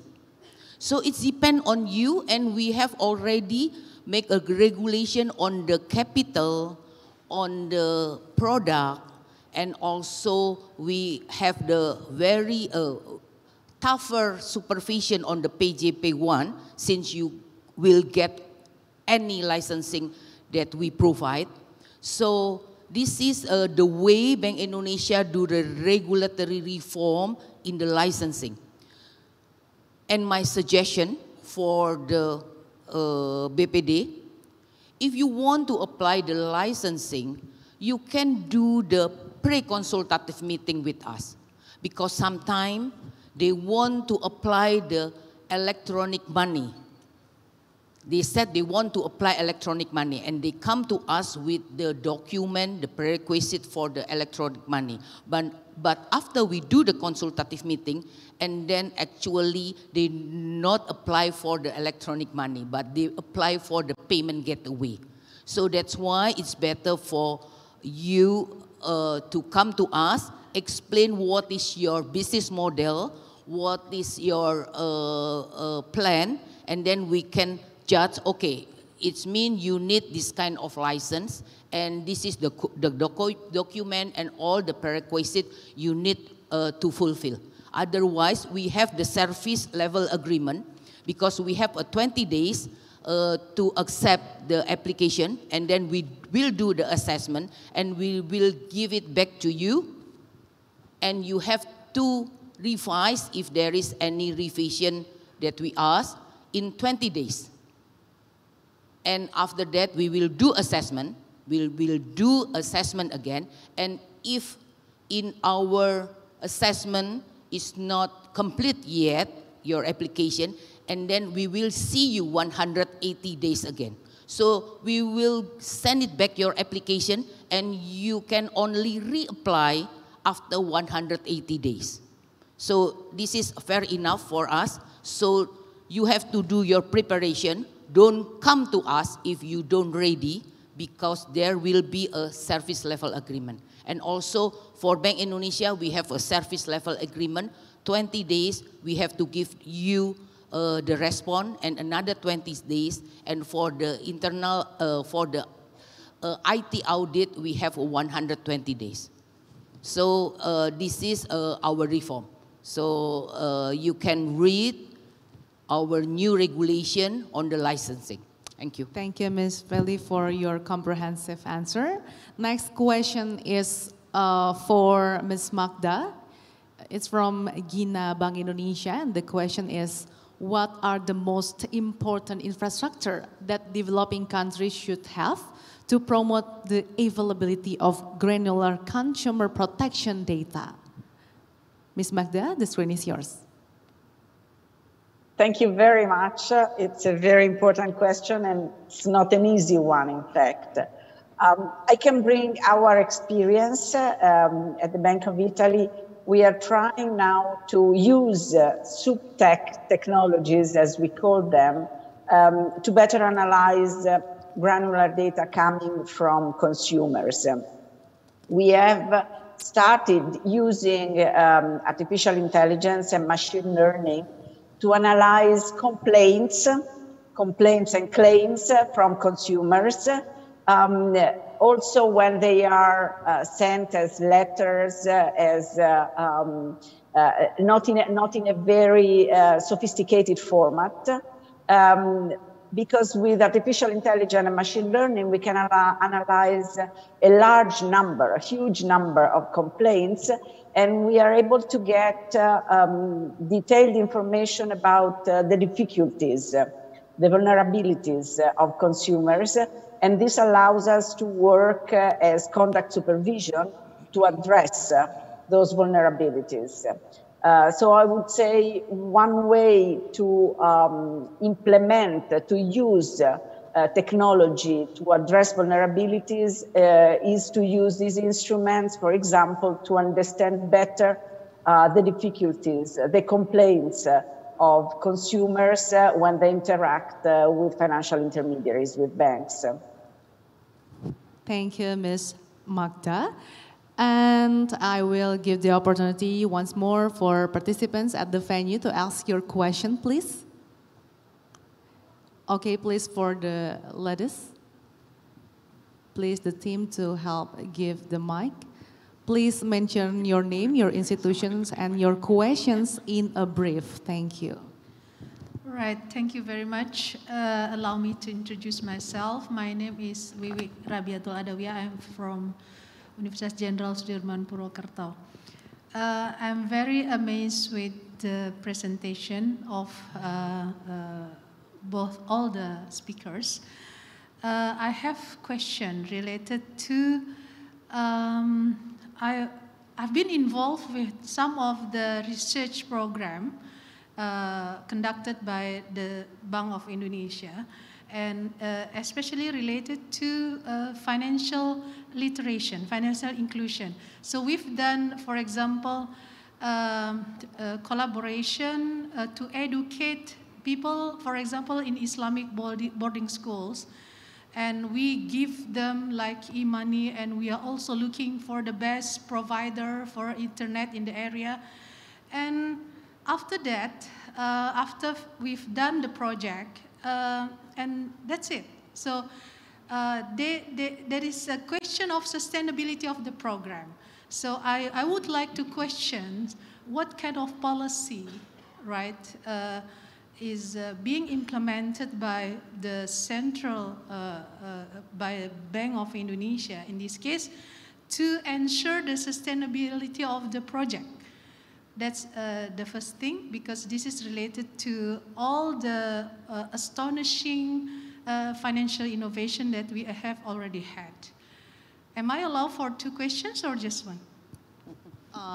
So sorry, only 1, because Okay. we have a limited time, so sorry, but it's wonderful questions. Ms. Yeah, Philip. all right. Thank you very much. Thank you for your questions. Ms. Philip, please. Okay, thank you for the question. Can I have the slide for the strategy on the CRIS expansion? This is one of the example how we do the financial literacy on the QRIS. Last year we have, as I mentioned, we have the program to have the 12 million merchant. But right now we have already exceeded and 19 million merchant. But we still do it on the supply side. We want to prepare the merchant, the digital merchant. But this year we have the target for 15 million new user. If you see, this is one of the education. I put the sticker on my iPad so everybody can see it. So the target is 15 million. And how we do it, yes, we work together with our brands, we work together with ASPI, we work together with AFTEC, and also we work together with some of the university. Maybe later on, Pak Yoga, we can do it together with the university. But we want to touch the supply side and the demand side. And we will do for the supply side. We go with the several merchants here. You can see on the slide. We go with the transportation, traditional e-commerce merchant. And then on the demand side, we focus on the unbanked user. This is the potential user who does not have the bank account or payment account. Our colleague from the bank and from the fintech will help them to open the account. And the second one is non-digital payment user. The user who has the bank payment account but does not have the access to digital channel. We call it a little bit GovTech. So we help them how to use the account. And then the third one is the assisting digital payment user who has a bank and a payment account with access to digital channel, but hasn't made a payment with the CRIS. I just curious, how many of you has already used CRIS? Can you raise your hand? Okay. How many of you have already used BI Fast? Okay, good enough. Good enough. Yeah. So you are you become the ambassador of the CRIS and also BI Fast. So if you see here, we still continue for the expansion and for the education and campaign. We go with the other ministry who has a lot of program, Gerakan Bangga Buatan Indonesia, Gerakan Berwisata di Indonesia saja. And then we also go to the mall.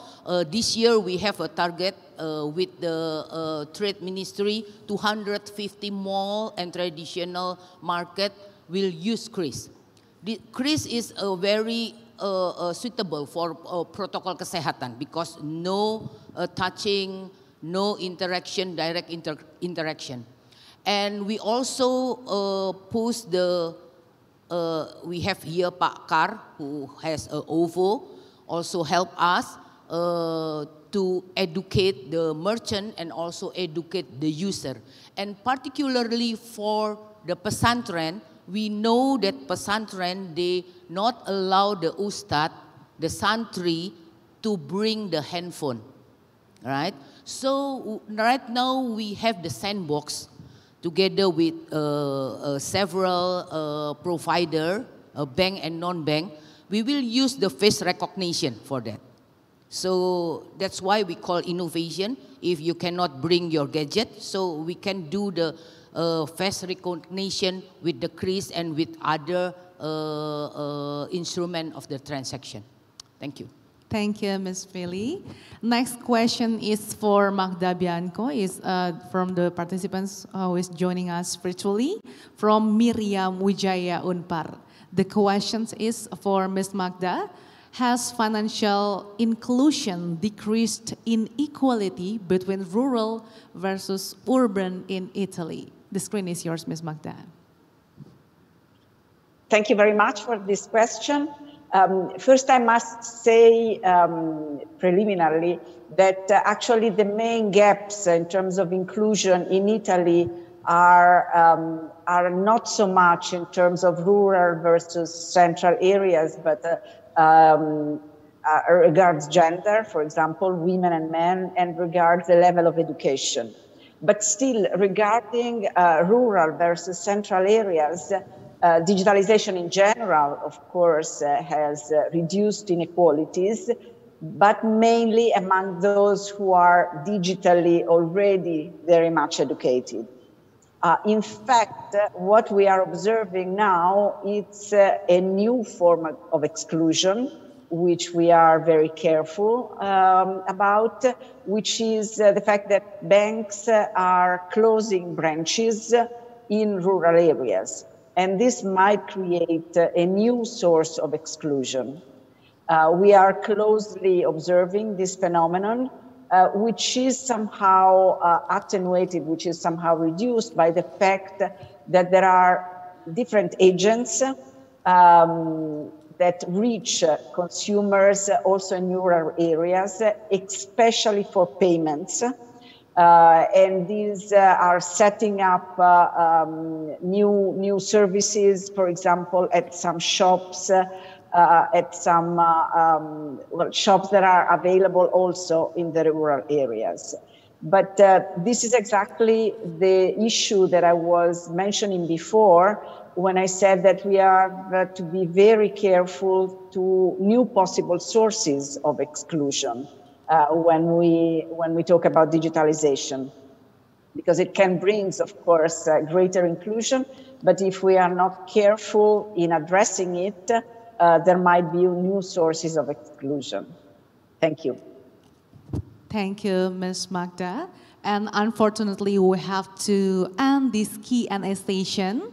Thank you, Mr. Andrew, Mrs. Feli, and also Ms. Magda for your answers, and also participants who are asking questions. So let me conclude with several key takeaways. Well, digitalization is a game changer to build more inclusive financial access. And then digital transformation offers a solution in expanding access, and financial inclusion can be utilized by small businesses, women and youth towards realizing inclusive growth and driving the post-pandemic economic recovery. However, there are new challenges and risks that driving limited to financial literacy, insufficient infrastructure, asymmetric information, and cyber risk. These challenges can be overcome through three main drivers, including economic empowerment, education supported by innovation and digitalization, and appropriate policy responses. Moreover, Bank Indonesia has provided a fundamental basis digital payment through framework of the Indonesia Payment System Blueprint 2025, which is expected to enhancing financial education, literacy and consumer protection, as well as strengthen financial inclusion in order to increase financial inclusion to support economic recovery. So recover together, recover stronger. To end this presentation, I would like to thank again to all of the speakers for your valuable insights. Thank you. And I would like also to thank all participants for your participative participations. Hopefully there are some key takeaways. And Mr. Andrew and Mrs. Philly, you may return to your seat. Please give them a warm applause.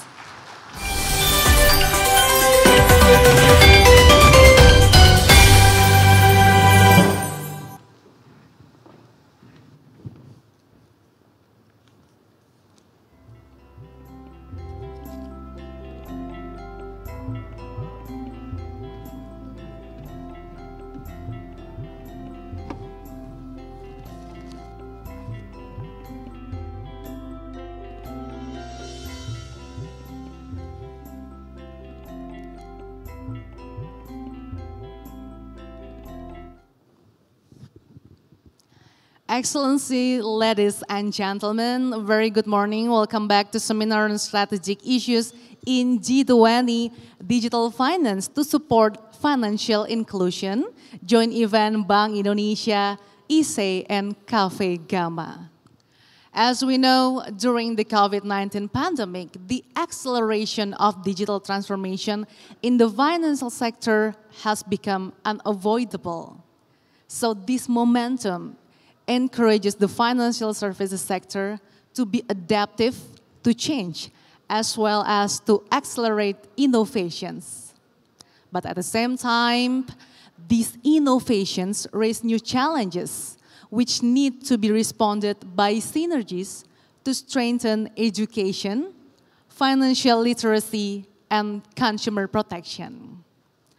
Therefore, in this second session, we'll be focused on how financial services can be optimized by the development of cutting-edge technology, as well as the possible actions to take for financial consumer protection amidst the digitalization. And before we commence the session, let me introduce very briefly our speakers today in this second session. Our first speaker who is joining us here at the venue is Mr. Karania Dharma Saputra. He is the president of a digital payment service, CEO, as well as policy formulation group, co-chair of Indonesian Economists Association or ISE. He is also the CEO of Bareksa and vice chairman of Indonesia FinTech Association or AFTEC. He holds a Master of Public Policy degree from the George Washington University. I'll introduce as well our second speaker, who is joining me also at the auditorium, Ms. Floran Messi. Currently, she is the head of Consumer Finance, Insurance, and Pensions Division of the OECD Directorate for Financial and Enterprise Affairs, Secretary General of the International Organization of Pension Supervisors and Executive Secretary of the OECD International Network on Financial Education. She received her thesis in International Economics from University Panthéon Sorbonne of Paris. I'll introduce as well our third speaker, who is joining me also at the venue, Mrs. Friederika Widiasari Dewi. She is elected as a member of the Board of Commissioners of the Financial Services Authority, OJK, for the 2022 to 2027 period in charge of consumer education and protection. She is also as Secretary General for Alumni Association of Faculty of Economics and Business, Gadjah Mada University of Cafe Gama. She holds postgraduate in Policy Leadership and Innovation study program, school graduate from Gadjah Mada University, Yogyakarta. So without further ado, please welcome to all our distinguished speakers.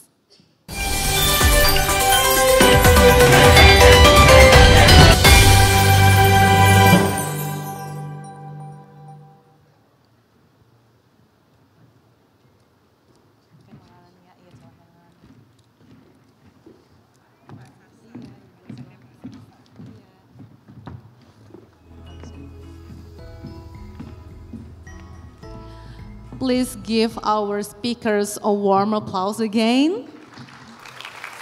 Oh, thank you, Mr. Karania, Ms. Kiki, and also Ms. Florent for joining us today. It's honorable that you are joining us in this discussion today. And we invite all the participants to ask in Q&A session later after our distinguished speakers deliver their presentation. Our speakers, please pay attention. Your time for deliver your presentation will be 15 minutes, and after that followed by Q&A session later. So I'll begin with Mr. Karania. As an industry player in this digital era, in your point of view, to what extent digital technology could support sustainable inclusive development project, including MSMEs development and social empowerment? The floor is yours, Mr. Karania. Thank you. I see Honorable Bu Destri Damayanti, Bu Fili, Bu Kiki, Pak Inarno, Pak Iskandar Siporangkis, ladies and gentlemen, distinguished speakers. Good morning. Assalamualaikum warahmatullahi wabarakatuh. It's very honored to be in this really important forum. And then let's start with borrowing Professor Sheng's statement, right? So the old guys always worried on the risk, and the young guys always embracing the innovation. So I see hardly the gray hairs inside the room. So I assume that, this forum is strongly embracing the innovation of how we can utilize the digital payment and digital technology to support, again, this is the terms coined by Professor Sheng, not only to support the best, but also the rest. So basically what I'm trying to elaborate and to discuss here, I'm trying to, maybe this is I believe not only happens in many countries, but I think this is, I believe this is a strength of Indonesia. So in Indonesia, what I'm trying to elaborate here, I think we will be seeing that there is a strong synergy and a partnership between public and private, right? In utilizing the digital technology to help the rest. I think that is really important, that deserve further research from the academia. So before I go further, let's just introduce you a bit on my company. So OVO is a Grab company, right? So we are a 4-year e-money company, and then now we founded as a e-money company, and then now we are expanding to other areas like financial services. And what I'm trying to elaborate in my later slide is, we are also strongly believe that the digital company like us is not only need to pursue profit business purposes, but I think the digital innovation can be also utilized to spur and to support government to help our economy. Next slide, please. So for that purposes, I will bring to your attention 2 case study, right? I think this is very, very interesting to discuss further in this forum. First, the case study is, there is I think this is a really historic breakthrough in Indonesia. Next slide, please. That, you know, for the first time in Indonesia, we've been successfully establishing a centralized digital platform to distribute the social aid fund named Kartu Prakerja. And then turn out, I think this program is becoming really important to address long-term distortions of the, you know, social distribution, social fund distribution in Indonesia. First, we know that, you know, before we distributed the social aid manually, you know, there were you know, significant distortion how we can select and then the participants, right? And then after the government defined and registered the participant, and then come another distortion. So the distortion coming when the government distribute the money to the people, because the intermediaries problem. So when we start digitalizing this social aid fund in Indonesia, so basically we cut and we eradicate these two distortions, right?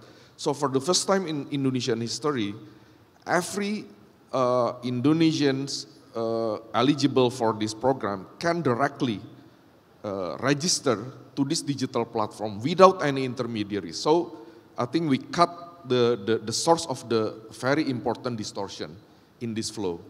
And then after they define and then they registered and then they you know, received the money, and then the government through this digital platform collaborating with, you know, e-money platform like us, and then we are distributing the funds directly to the participant without any intermediaries. And then I think we can see that, you know, the transparency, right, the anti-corruption measures are significantly improving. So I believe this is one of the best example of how you know, we are utilizing the digital innovation in Indonesia to help the rest, right? Specifically on this social fund aid program. Next slide, please. And then not only that, we also see that, you know, this kind of the digitalization program also helping to improve the financial inclusion. So based on our data, so 33% of the Prakerja participants is choosing OVO to receive their Prakerja money. And then according to our data, this is really interesting. So we learned that before they join Prakerja, right, only 75% of these recipients having banks and e-money accounts. So basically they are excluded from our financial area.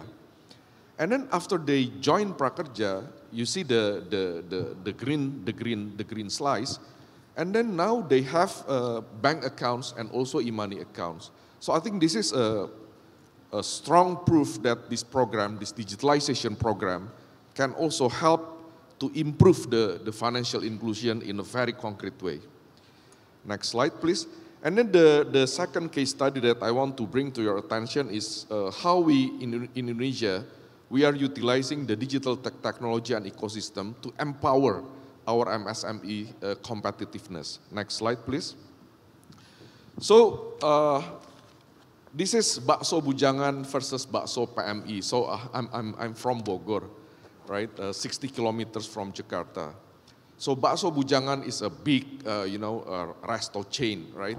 Bakso is Indonesian noodles, traditional noodles. And then bakso PMI is a warung. Warung is a very, you know, very small micro kiosk of Indonesian noodle resto.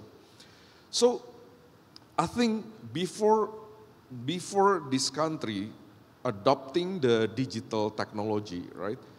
I think we cannot imagine that this bakso PMI, right, a small kiosk, right, a micro enterprise, cannot compete head-to-head with bakso bujangan. On the middle, you can see the GrabFood platform, right? And then you can see the bakso PMI rating is 4.7. And then if you can compare to bakso bujangan rating on the Grab platform as well in Bogor, in fact the rating is much lower. Meaning what? Meaning what? The bakso PMI have more visibility on the Grab platform. So I think this is really important that I think we all the economists need to investigate deeper, right? So my assumption, my hypothesis, right? Because of the digitalization, so the digital platform, right? The digital technology can address three main obstacles of the micro enterprise competitiveness. First, distribution. Distribution is always a very expensive item, right, for the MSME and can only be enjoyed by, big capital businesses. Secondly, marketing. Of course, bakso bujangan can afford, to give promo, cashback, discount. But with help of the digital company, digital platform, now bakso PMI can also offer a very interesting promo, cashback, and discount to customers. And secondly, capital, right? Now under Pak OJK, Bu Kiki, Pak Inarno, and then now we already embrace the P2P lending company that also the main customer target is to help providing the working capital for this MSME. Next slide, please. So I think let's skip this slide because I think Bu Fili has discussed this really deeply. Next slide, please.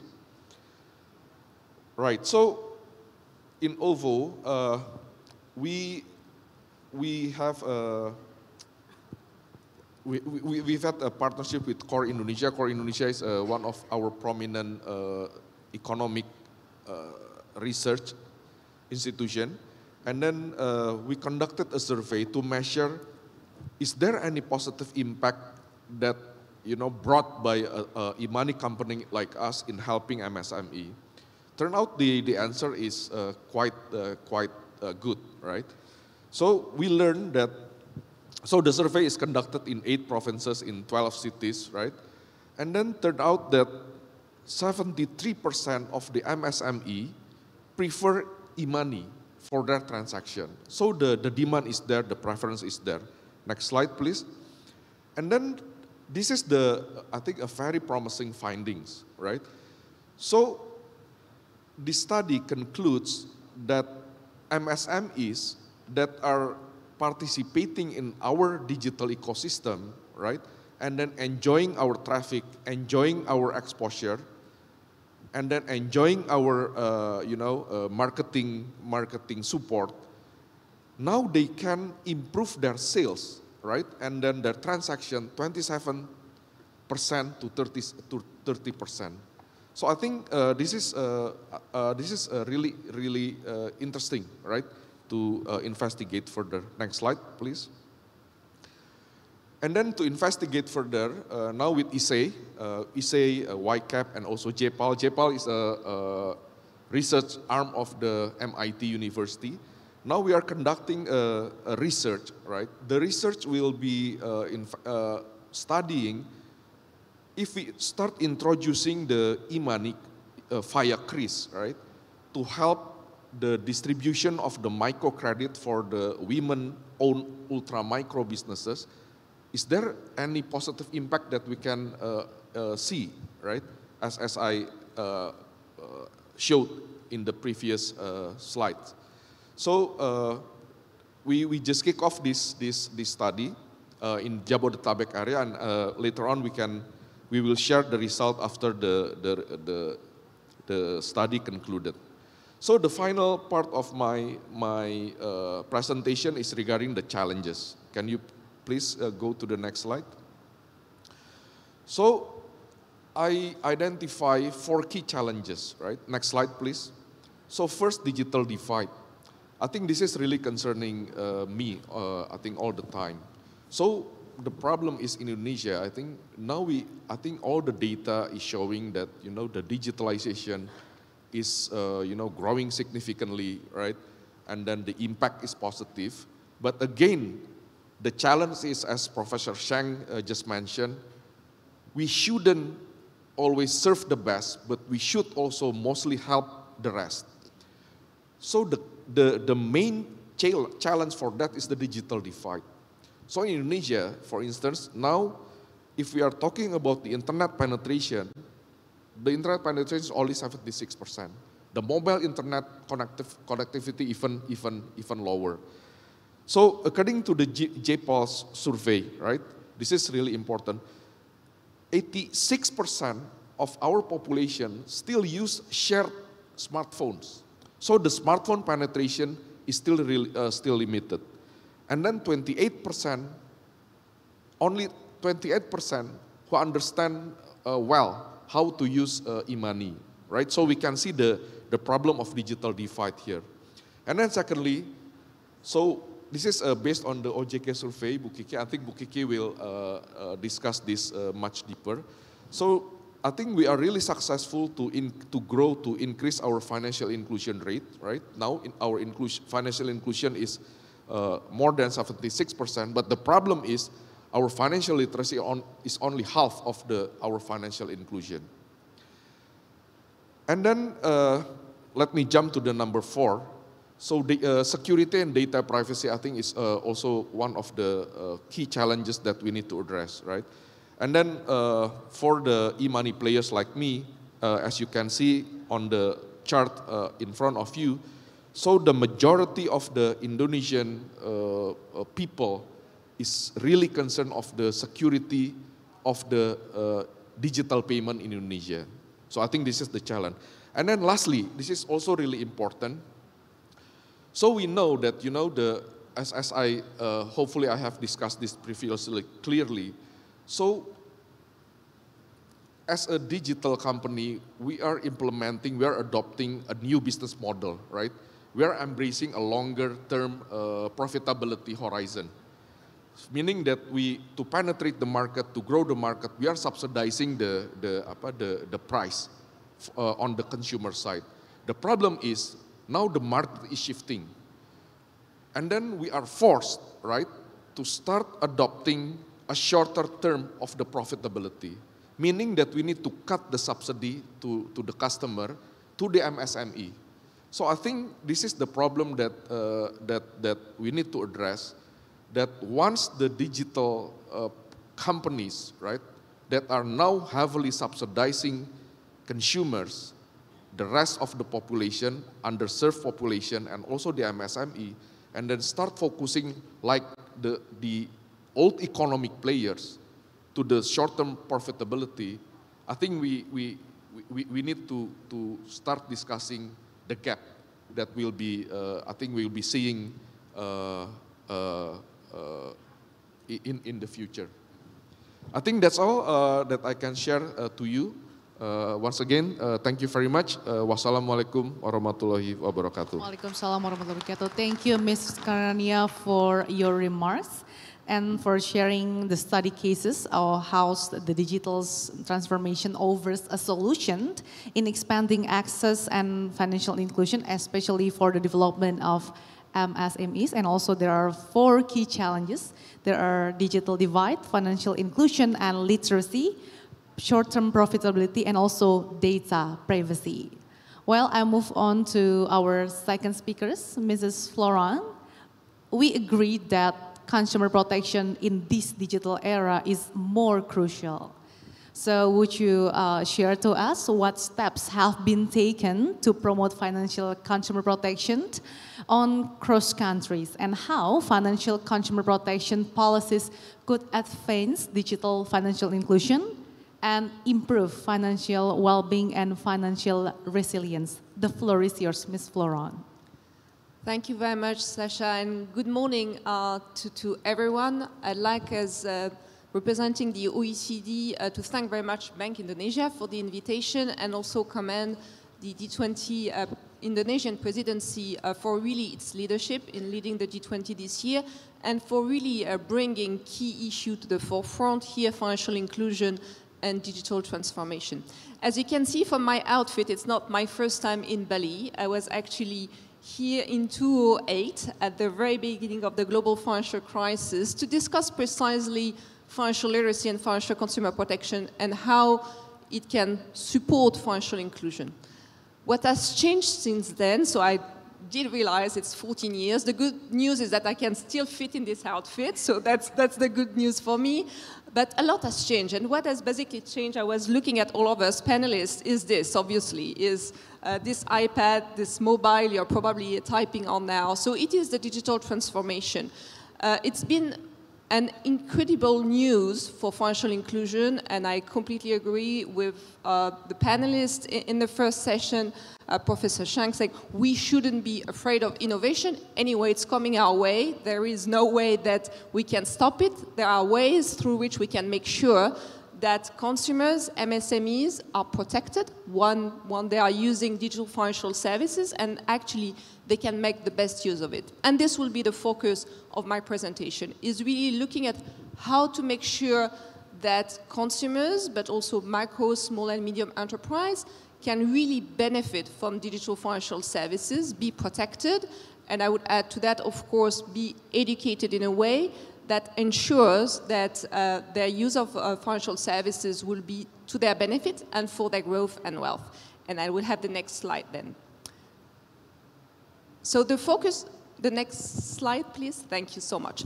So this is what I really want to convey here, is that at the OECD, we believe that financial inclusion, so the access to financial product, is not an end, and that it should be accompanied by some level of protection. So the previous speaker just mentioned concern over data privacy, for example, of consumers. Well, this is the role of financial consumer protection, in part, to make sure that data privacy is actually preserved for consumers and micro, small and medium enterprise. So this is one of the roles of financial consumer protection, not the only one. Another role we will see is to make sure that consumers and MSMEs know what type of product they are purchasing. So disclosure will be very important. What will be very important also when we're speaking of consumer protection is to make sure that if you consumers have a complaint, you have a place where you can complain about the digital products that, or the digital financial products that you've just been sold. So this is the area of protection. And the third area, which is essential also to ensure that the digital transformation is beneficial to all, is financial literacy. And here it was mentioned just previously that financial literacy has progressed in many countries and in Indonesia, but is still probably not enough in order for consumers to be really able to take full advantage of the digital transformation when it comes to the financial sector.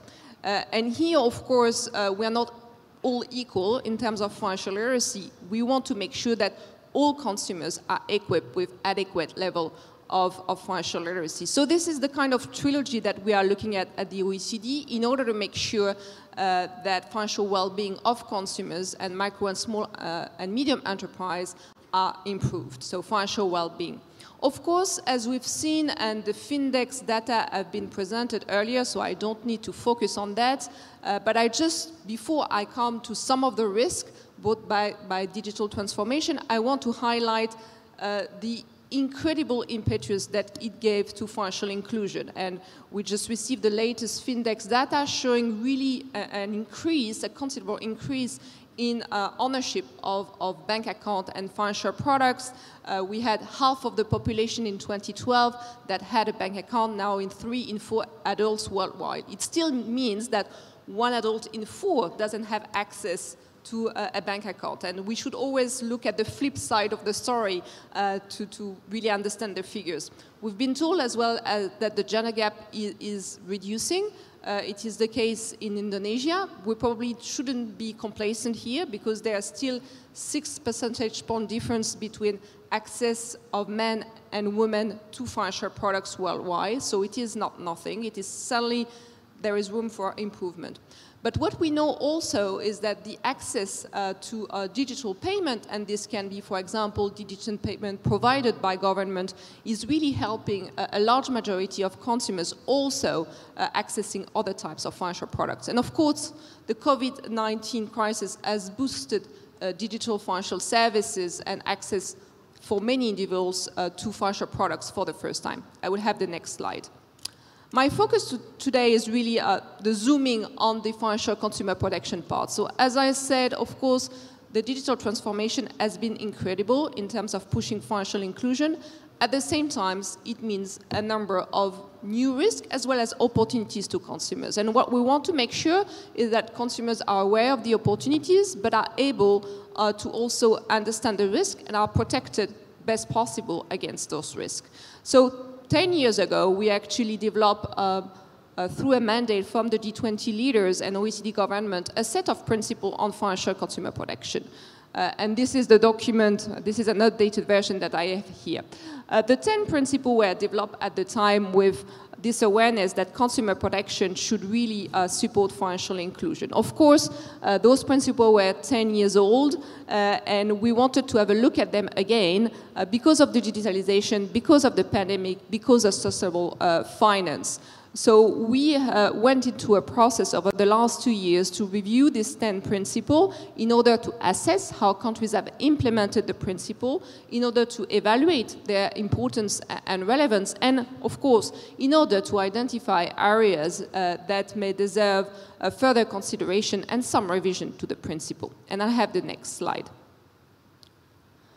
So this is the process through which we went. We actually went through a thorough evaluation of the implementation, including here in Indonesia. I'm happy to say that Indonesian authorities are largely already implementing the principle as they were developed 10 years ago. But of course, we also surveyed other countries. The result of this massive consultation has been that the principles are still very relevant and very useful as a global framework for financial consumer protection, but that some areas, of course, would require the principle to be revisited. So this has been our process in the beginning of the year to develop an updated version of the principle, and I have the version here today, in order, of course, to make sure that they are still very relevant and adapted to the digital transformation. And I have the next slide, please. And this is what the principles are looking like. So the main updates is first the inclusion of 2 new principles, and I will come back to the 12th principle in a minute. But the 2 novelty are really 2 principles on access and inclusion. Of course, here we are promoting the use of digital delivery of products in order to make sure that financial inclusion is promoted for all, and I really insist for all. And an additional principle, which is equally important, is the quality of financial products. So here we want to insist on the fact that it is not enough that consumers or MSMEs have access to products. What is important is that those products are suitable to them, that they don't carry too many risks, that they are promoting their financial well-being. So a very important additional principle as well. And then we've also added across all the 12 principles now a cross-cutting issue, which are really looking at digital aspect, the rise of sustainable finance, and I was happy to see many booths around sustainable finance out there, so well done on this, and of course financial well-being. And we've also included in the updated version of the principle the learnings from the pandemic, and especially the fact that some part of the population and vulnerable groups should be partly protected.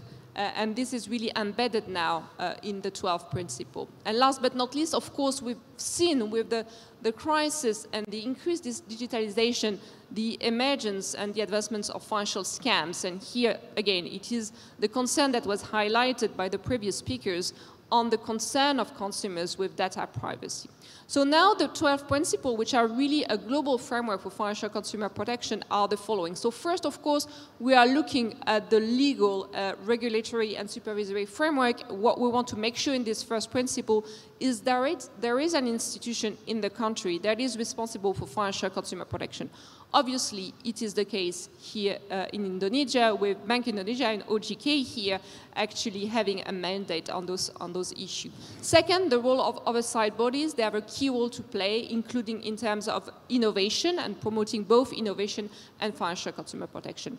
The third principle I mentioned is a new one on access and inclusion. The fourth is very important. We want to make sure that consumers are protected, but in order for them to even understand the product, they need to have a minimal level of financial literacy and awareness, including digital literacy, and this is one of the new additions also to the principle.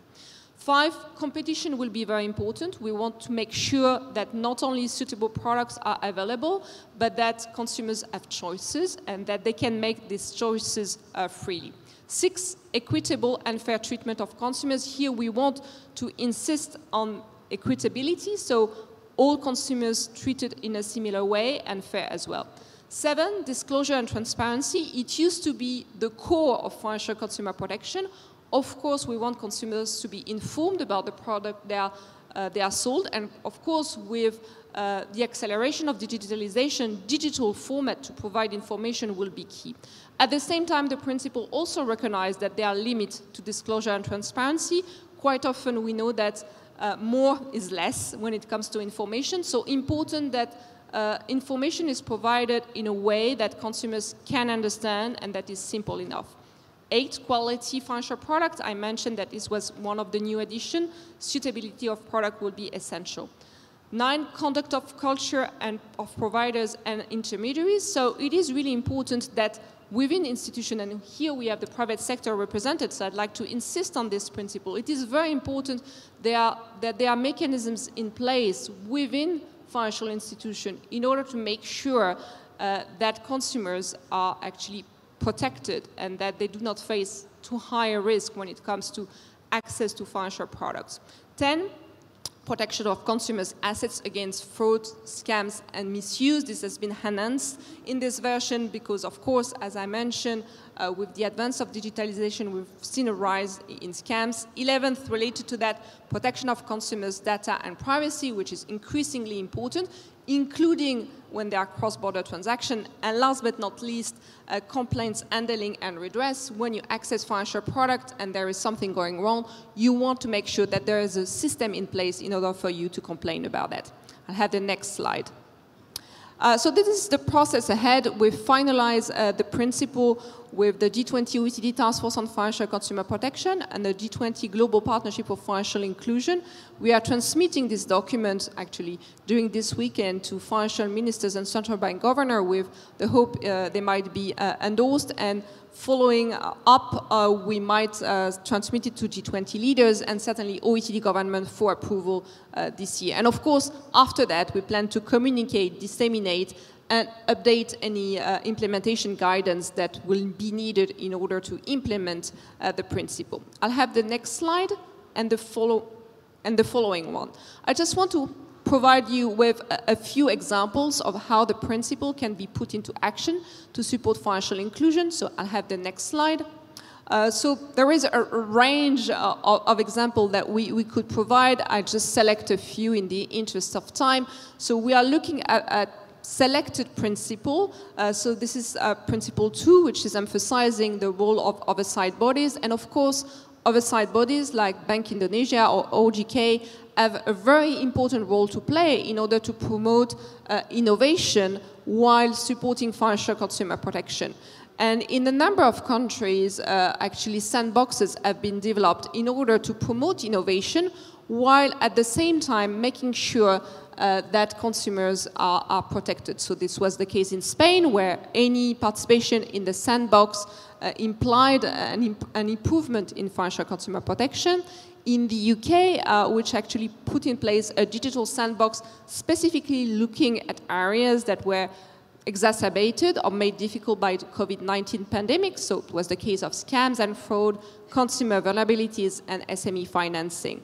One of the outcomes of the sandbox in Saudi Arabia is, for example, the enhanced access to digital financial services And we've seen in a number of countries, and here we have Mexico and Singapore, that interoperability has been really promoted. In Singapore, actually, I'd like really to flag that they launched the first public digital infrastructure which use a national digital identity in order for individuals to be able to access digital products that are provided by government agency but also financial institutions. I'll have the next slide.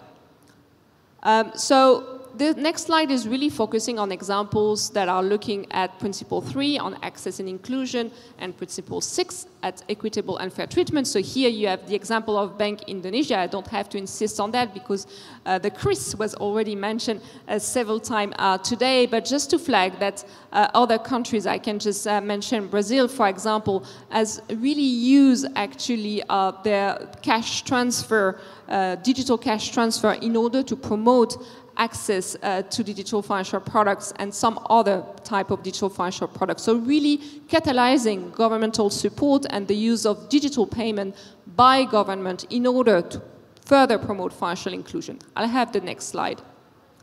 Next slide is really focusing on the promotion of financial literacy and awareness. So during the pandemic, actually, various governments have made use of traditional and hybrid financial education in order to promote digital financial inclusion. It was the case in Malaysia where there was a program specifically targeting senior, and important here to remember that we should cover the whole population. So some senior may not have the digital skills, and the Malaysian government have really tried to support that. Some other countries have actually used social media in order to communicate during the crisis. Here we have the example of Philippines. I'll have my last slides.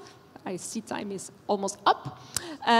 So the last slide is really focusing on initiatives in order to protect consumers' assets against fraud, scams, and misuse. And here there was a range actually of examples, especially during the pandemic and continuing now, in order to make sure that consumers were aware of the potential threats of scams and fraud. And in some cases, actually, government have even acted to actually suppress some products that were actually not to the benefit of consumers. It was the case in Italy and in Turkey. And I think that's all I can share, but I'm happy to take any question at the end. Thank you very much, Sasha. Thank you, Ms. Florent, for your insightful presentation and also a brief explanation of 12 G20 OECD high-level principle on financial consumer protection. So we'll move to our third speakers, Mrs. Frederica or Ms. Kiki. As we know, the large number of digital service products, both from financial sector and non-financial sector, is a challenge. So in your point of view, how to strike a right balance between boost up digital financial innovations and inclusion, but with considering consumer protection, especially in this digital era concerning data privacy. Mrs. Kiki, the floor is yours. Thank you, Sasa.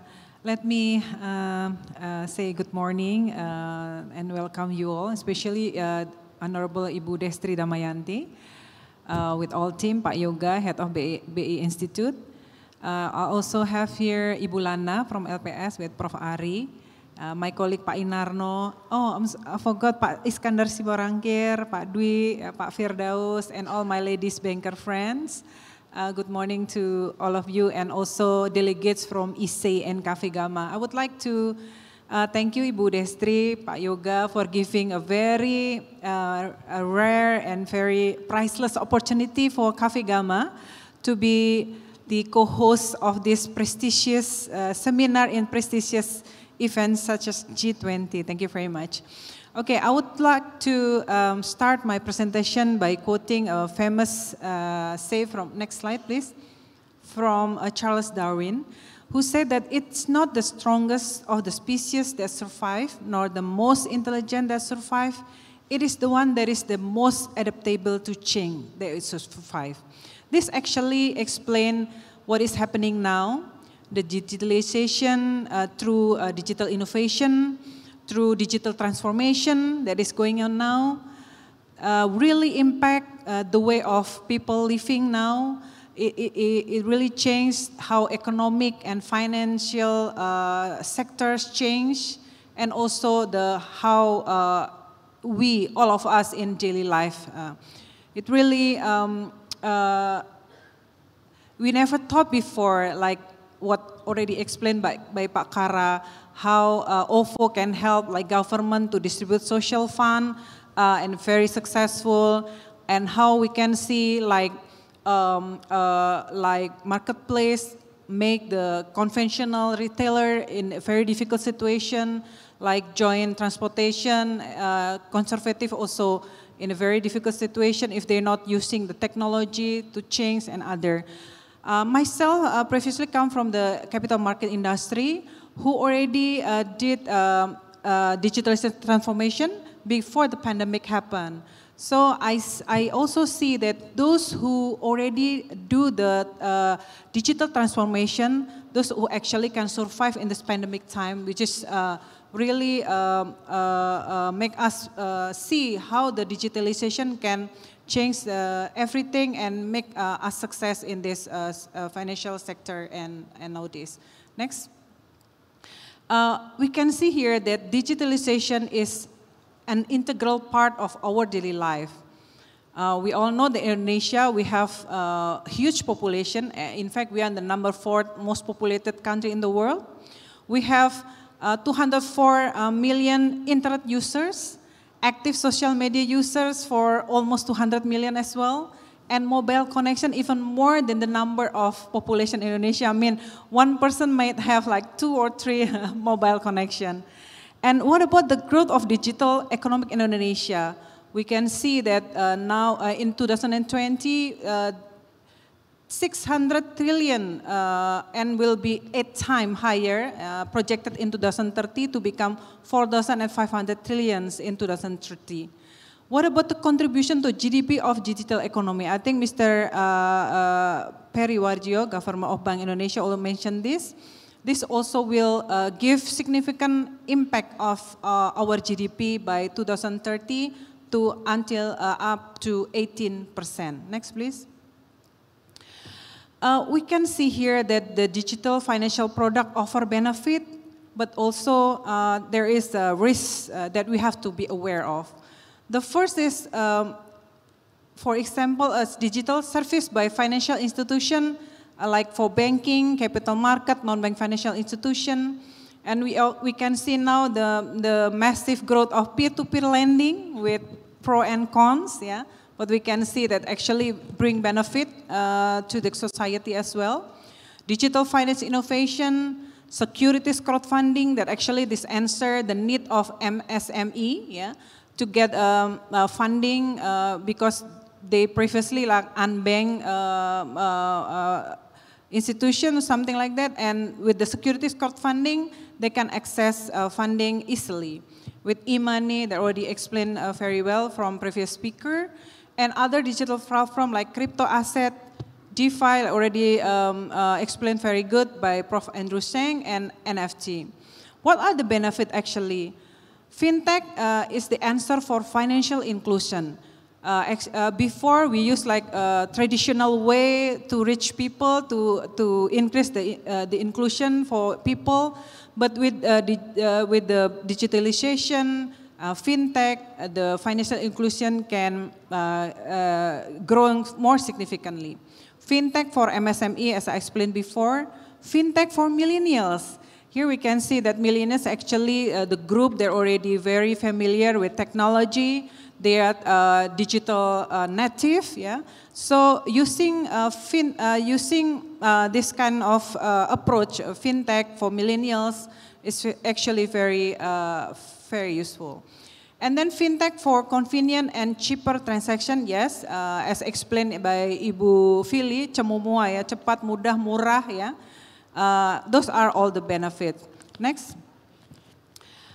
This survey conducted by Indonesian FSA, they already become the concern of us now, because we can see that the number of inclusion, the percentage of financial inclusion is much higher than the literacy of the people. 76% inclusion compared to 36 literacy of the people. So 38. So this really actually poses risk that we all have to be aware, because people already use the financial product without knowing what is actually the financial product itself. Yeah. And also new product that is already in the market, people already buy, already invest without knowing what the product really is.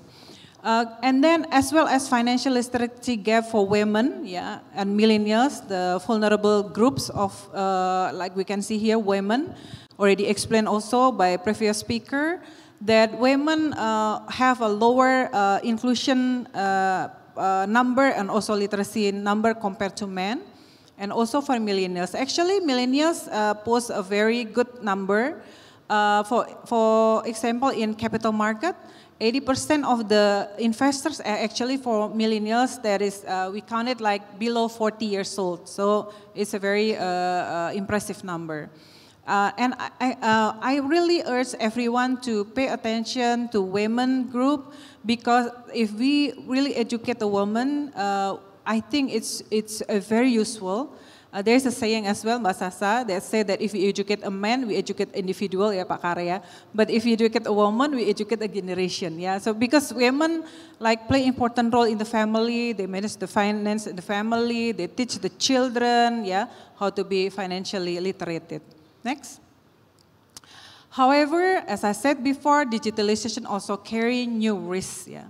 Huge gap on financial literacy and digital literacy with financial inclusion that I already explained, that cause people over indebtedness, like we already heard many times everywhere, even happened to our family, friends, about over indebtedness in our community, because they don't know what they are using and the consequences. Yeah, we're using like pinjol, yeah, and then the data security. Sadly saying that people sometimes they willingly to give like personal data by themselves into social media, like date of birth, name of our mother, and our address, yeah, without knowing the risks behind it. And then financial fraud, yeah, social engineering. I think it's really happening now, yeah. I believe most of you already been contacted, yeah. I hope that none of you become the victim of the social engineering, because Mbak Sasa, yeah, maybe you got WhatsApp or a phone that's saying that, oh, your account already blocked, please click this link, and then people type their name, their password and everything, and suddenly their money is gone. Yeah, it's very scary. And it's I heard from a bank, yeah, that the loss of a consumer in a month is amounted like 40 billion rupiah. Yeah, maybe I know one of you, some of you here already get the experience as well. Yeah, and then. Other than that is phishing, cat trapping, skimming, malware is already old-fashioned, but now what is happening is social engineering itself. It's actually using psychological touch to you, like whether you become panic or happy, you get present or something, and then you're willing to give your personal data by yourself. And then financial institution poor behavior. How do they mis-selling and misleading advertisement? It also happening with insurance consumer. There is, we can see in the newspaper, in the media, how they don't understand what they bought, yeah. And then suddenly when they see why it's not the same like what the sales already explained to me and everything. Unethical debt collection practices, yeah, this is also so sad to see that most of people get unethical debt collection practice that already make people ashamed, yeah. They terrorize the family and friends and relatives. And then misuse of personal data and unfair digital contract. And then the third one is, I think it's we have to be really careful on this, is because it's digital era, so it's also easy to make illegal application. Yeah.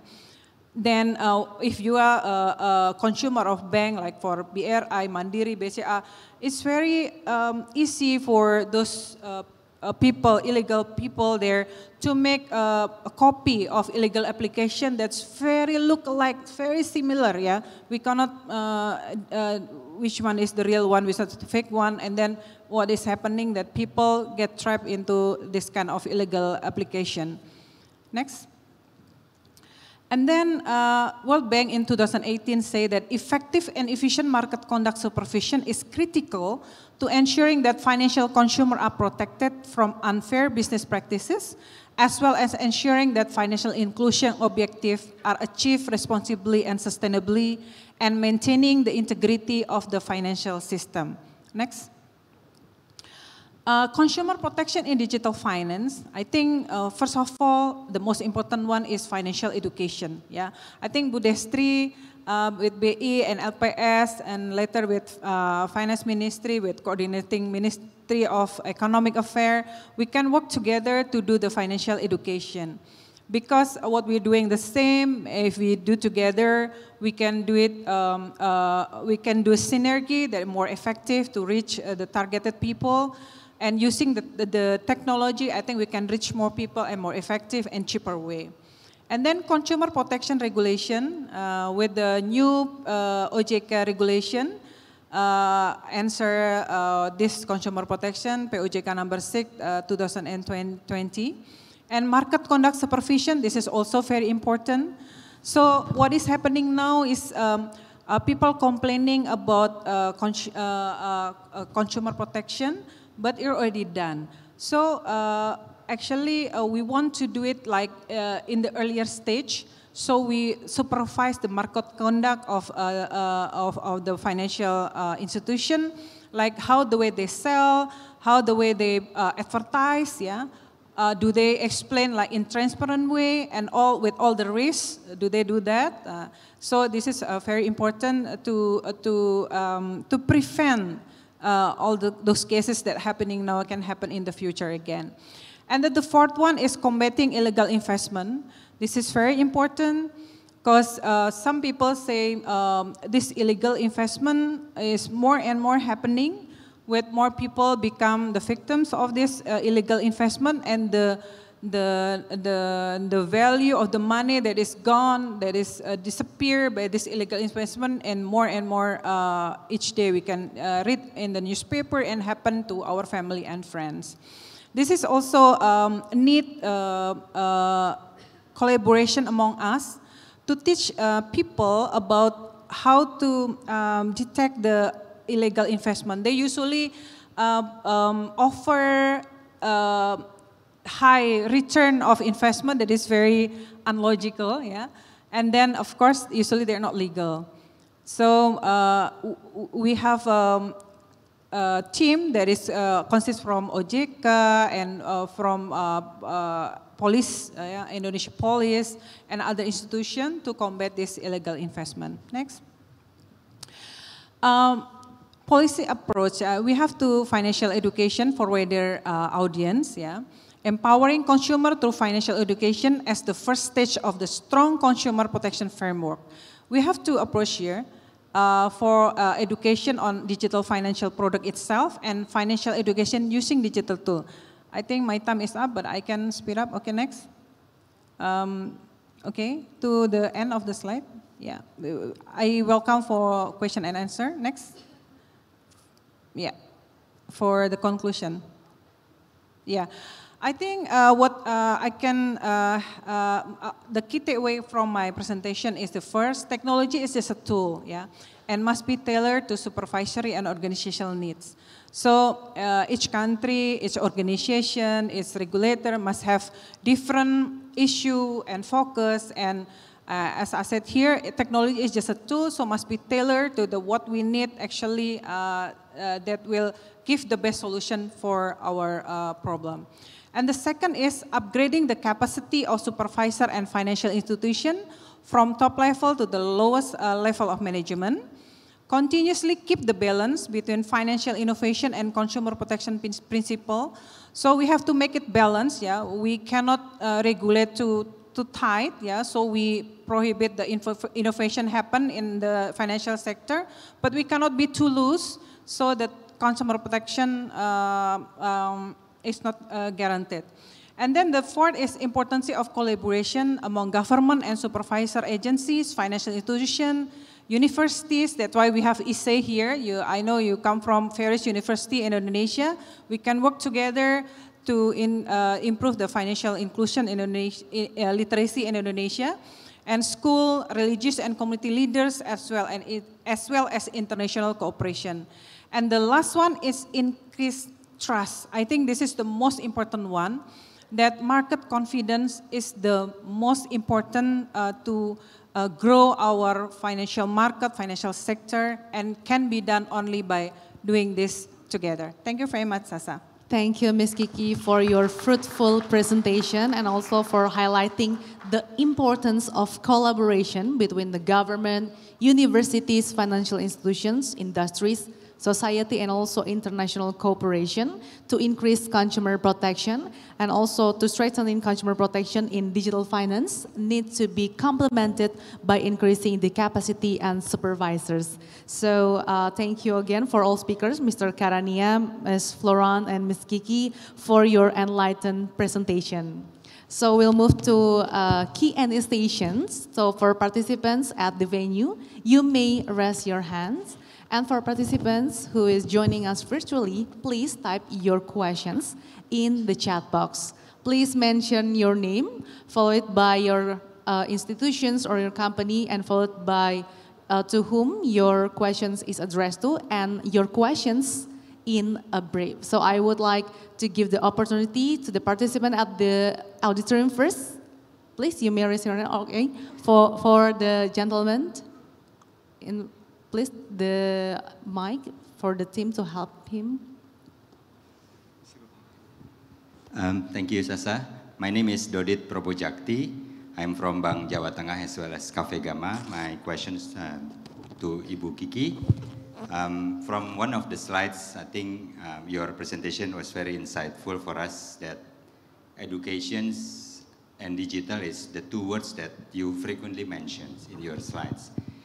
In the slides of key takeaway, you mentioned that the collaborations, I think not only to the universities, the governments, or the private sectors and all, I would like also to ask your opinion on how to educate our grassroots people, because they are the ones who really be the victims of this fraud, over indebtedness, and so on and so forth. But if we know how the people in the grassroots behave, they only listen to the leaders, the informal leaders, right?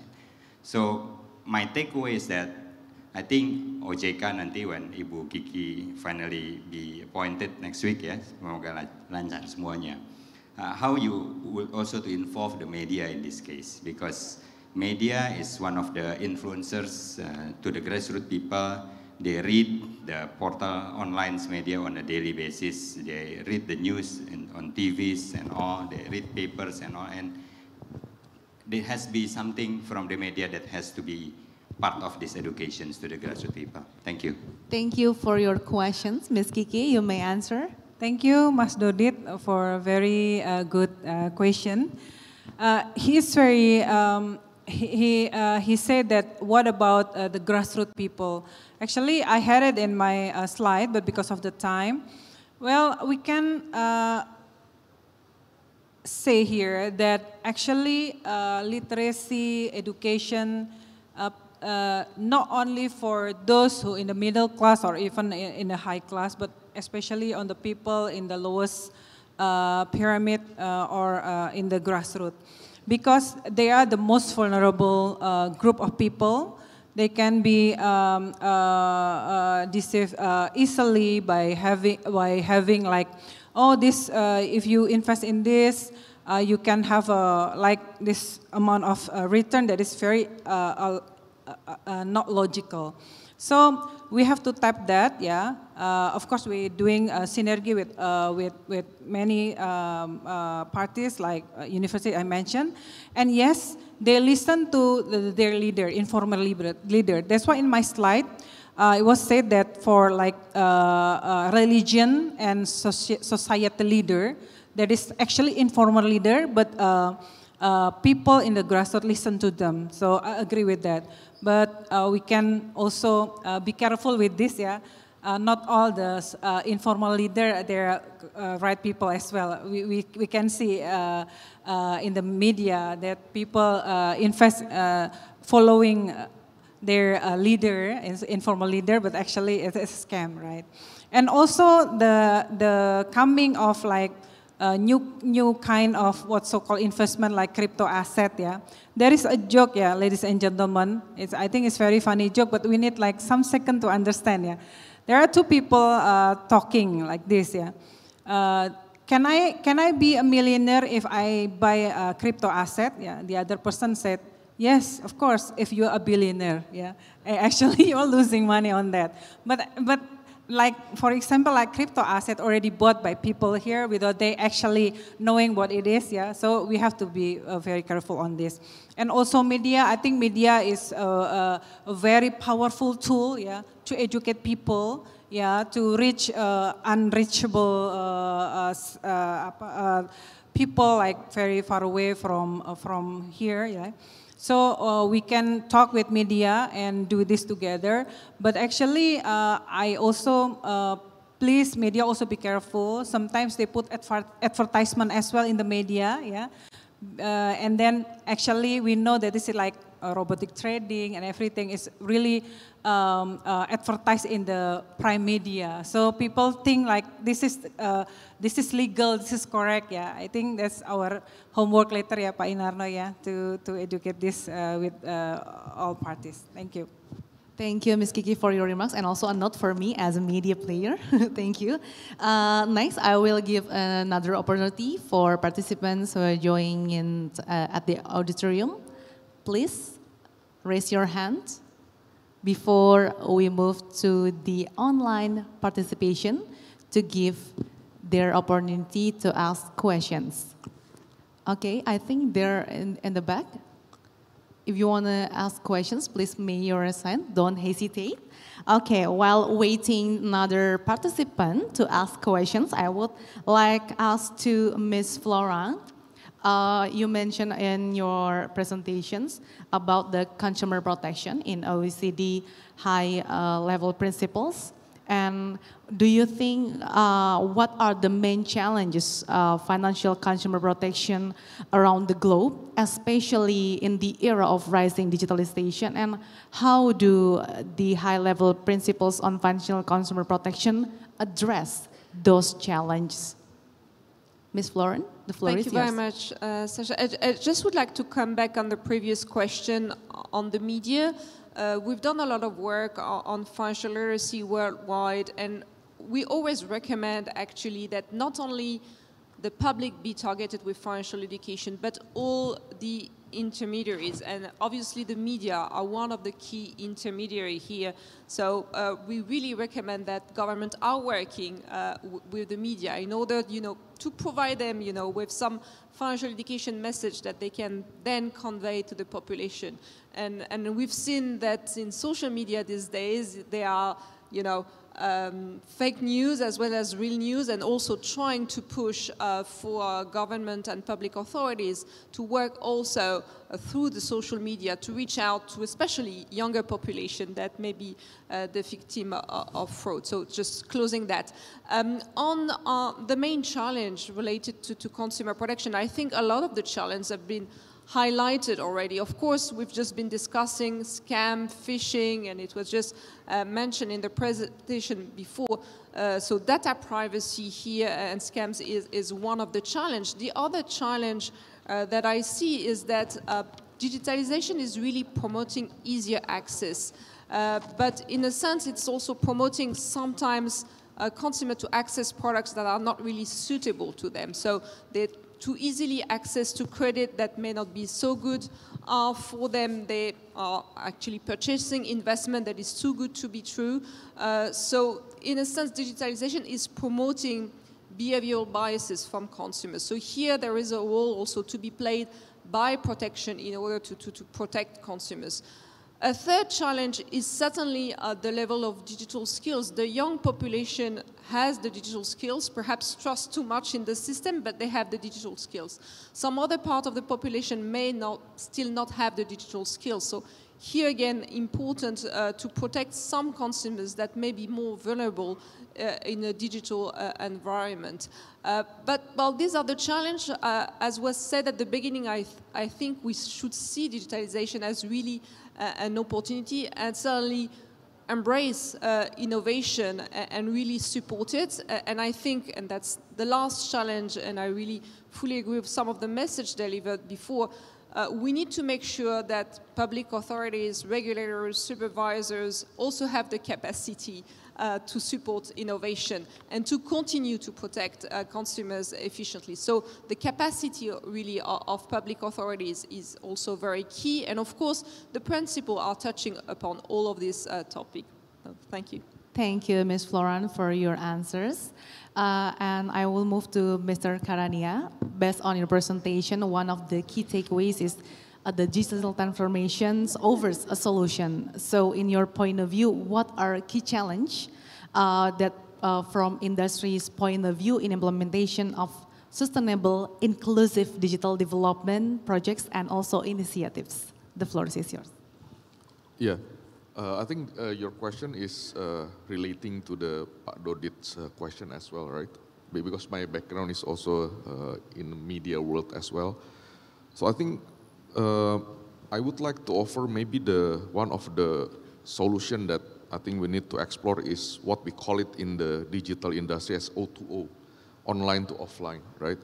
I think in the country like Indonesia, I think online to offline is really powerful. So let me give you an example. So nowadays, this is very interesting, right? Even though the smartphone penetration is really high, the mobile internet penetration is also growing really significantly, but online to offline is really important. So why? Because the problem is the financial inclusion is still low. So for instance, yeah, so this is very common, and I just also wow, this is why this has happened in Indonesia, right? So for instance, people order online, right? But because they don't have bank account, and then they go to the offline stores or digital agents to top up their e-money, and then to buy their orders that were made online. So I think we can implement this strategy to address what Pak Dodit concerned, right? I think nowadays we can cut the local intermediaries in terms of our communication strategy to reach out the people at the very bottom of the pyramid.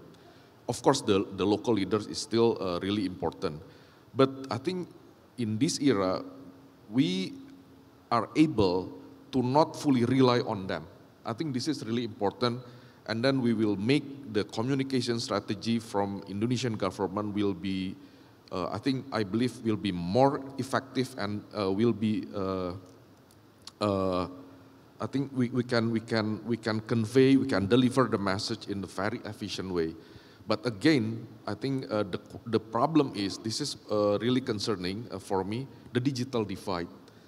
So I think we need to address, right? This country has a really serious problem on the digital divide. So the digital divide in Indonesia, I think is maybe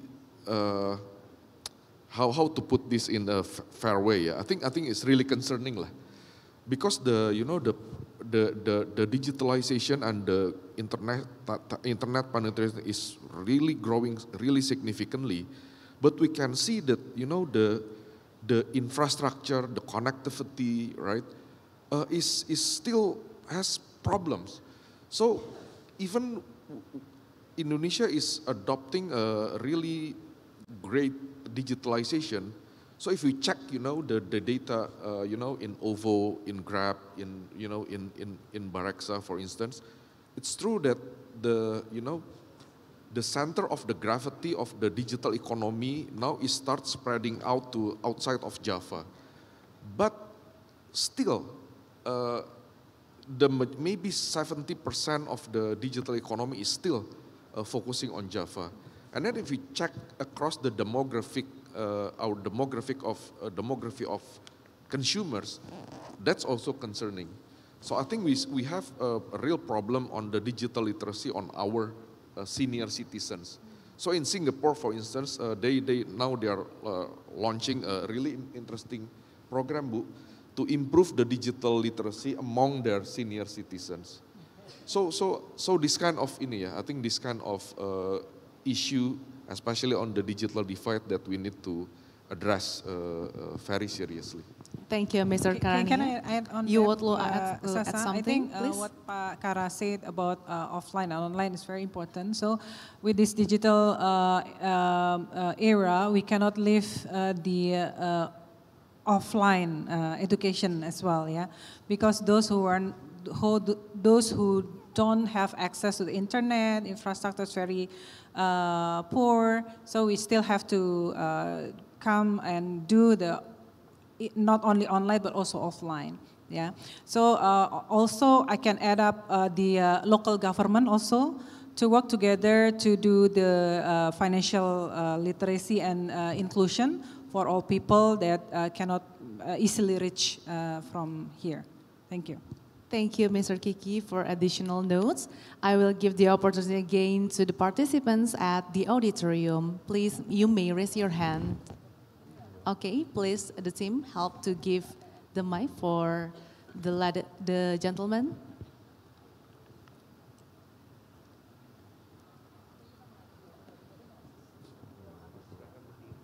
Yeah, thank you, Mbak Sasa. I'm Firdaus from Bogor Agricultural University. Actually, I only have comments on Pak Kara one slide about bakso PMI versus bakso bujangan Pak Kara. Sorry, Pak Iskandar, I have this comment. Actually, I live in Bogor, and I have been more than 20 years ago as a loyal customer bakso PMI, Pak. Bakso PMI is top of mind in Bogor City. You are true that since bakso PMI use online service, order increased significantly. Every 5 minutes, the point of order rings and the order comes. But I think maybe it could be logical fallacy when you say that the success of bakso PMI can compete head-to-head with bakso bujangan because of digital finance. I think maybe you need more collaborative research with ISE to prove this conclusion, Pak. Because bakso PMI have been again top of mind since 20 years ago, and we see that many bakso bujangan has been bankrupt because the price is very expensive. Thank you, Mbak Sasa. This is maybe simple comments. Thank you for the questions and study cases. Mr. Karania, please answer. Okay, so now we are discussing bakso bujangan versus bakso PMI. But I think this is really interesting question and challenge, Pak. So, yeah, I think that's why in my presentation, I think I'm requesting, right? I think we need to examine this kind of, findings, early findings, right? That is it true that, the digitalization is helping in a real way our MSMEs? So my hypothesis, Pak, this is still hypothesis, because this is what we are seeing across the MSMEs, Pak, in our ecosystem. So yes, bakso bujangan was in Bogor, I think a couple years ago, right? I think maybe already 15 to 20 years ago in Bogor. But however, Pak, I think this is so also my son, Pak, he graduated as a quantitative master's finance, master in quantitative finance, but now end up in building F&B business in Bogor, Pak. So that's why I truly understand, Pak, yeah. So the digitalization and digital economy can help this MSME Because, Pak, so this kind of player, right, really small, I think they cannot compete with the, you know, the big companies, right, previously. We all, I think, very well understood. You know, the distribution in Indonesia is really expensive, right? So we are all talking about, you know, we are concerning saying that, you know, the retail chains dominating our distribution, and it is almost impossible for our MSMEs, right, to enjoy these distribution channels, right? Because they just simply cannot afford it, because super expensive. And then secondly, promotion. We know when we go to the mall, ya, ibu-ibu, and then ibu-ibu is really sensitive to the discount, right? But this MSME, of course, cannot afford, Pak, to provide and to offer the discount. And then lastly, capital. Capital is also super expensive. Not only expensive, but when they go to banks, because they don't have any physical collateral, of course the banks cannot provide them loans or working capitals. So in our experience, but again, this is hypothetical, and then we were helped by Bu Henry Saparini, right, our prominent economist. So we have conducted a survey to measure, is it true that, you know, the digitalization, right, this is of not only a pure private initiative, but also supported and helped by Bank of Indonesia, OJK, and Indonesian government, is changing something in the way we are supporting the MSME. So I think based on the data that we are seeing, Pak, I think fortunately, I think I need to conclude that the answer is yes.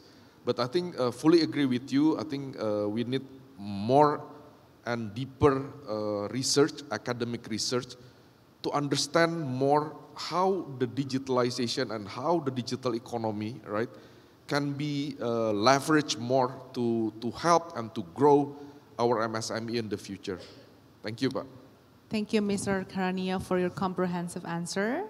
Now we move to online questions for Ms. Florong from Dinda Bank Indonesia. And the question is, do you see any differences and a challenge in implementing the principle between advanced and also developing countries? Thank you very much, Dinda from Bank Indonesia, for the question. It is a very good question. I think the first part of the answer is that the principle are applying to develop and emerging or developing countries equally. Now, we have to recognize that there may be differences in the circumstances of developing. And one of the first difference that I see is certainly the level of financial inclusion. So in developing countries, usually the proportion of the population that has access to financial services is a bit lower than in developed countries. And of course, this means that this group that does not have access, but probably is willing to have access to financial products, is more vulnerable than others. So in a sense, the consumer protection framework will be even more important in developing countries than developed. So very important to look at this principle, especially, as I said, because a proportion of the population may never had access or experience with financial services. And this is where you are more vulnerable, because you could not learn from your mistake in a sense, because you had no opportunity to make mistakes in the past. So here, the protection framework will be very, very important. The second part is that depending on the developing or developed countries that you're thinking of, there may be difference in the capacity of regulators and supervisors. In developed countries, it's quite often that regulators and supervisors have more resources, for example, to conduct some research, to understand who are the consumers, what are their vulnerabilities, what are the issues around scams and phishing, whereas in some low developing countries, they may have less capacity. So here, of course, they may need some additional support in order to make sure that the principle can be applied fully. So I would look, in the difference in implementation on these two factors. First, the population and its characteristic, and second, make sure that the regulatory and supervisory authorities have enough capacity to implement the principle fully. Thank you. Thank you, Ms. Floran, for your answers.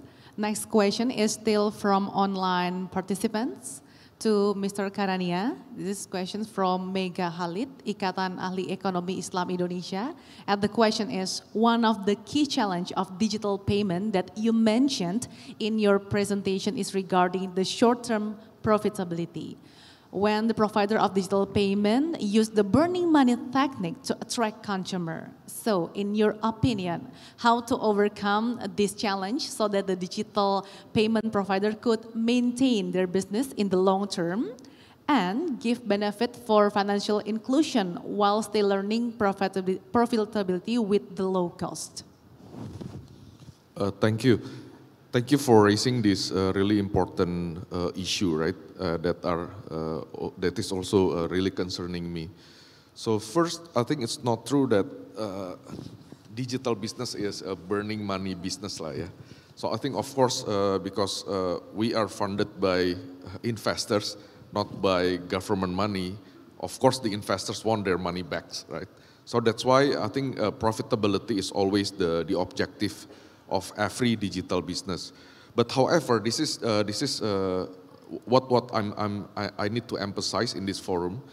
So I think the difference between the new economy business and the old economic one is, I think, regarding define the horizon of the business model and the profitability. I think in the digital economic business, we believe that we can achieve profitability in a longer term horizon. So because we see that the real opportunity for us, because we have technology, right? And then with this technology, we can reach and we can serve the consumer in a quite massive way, right?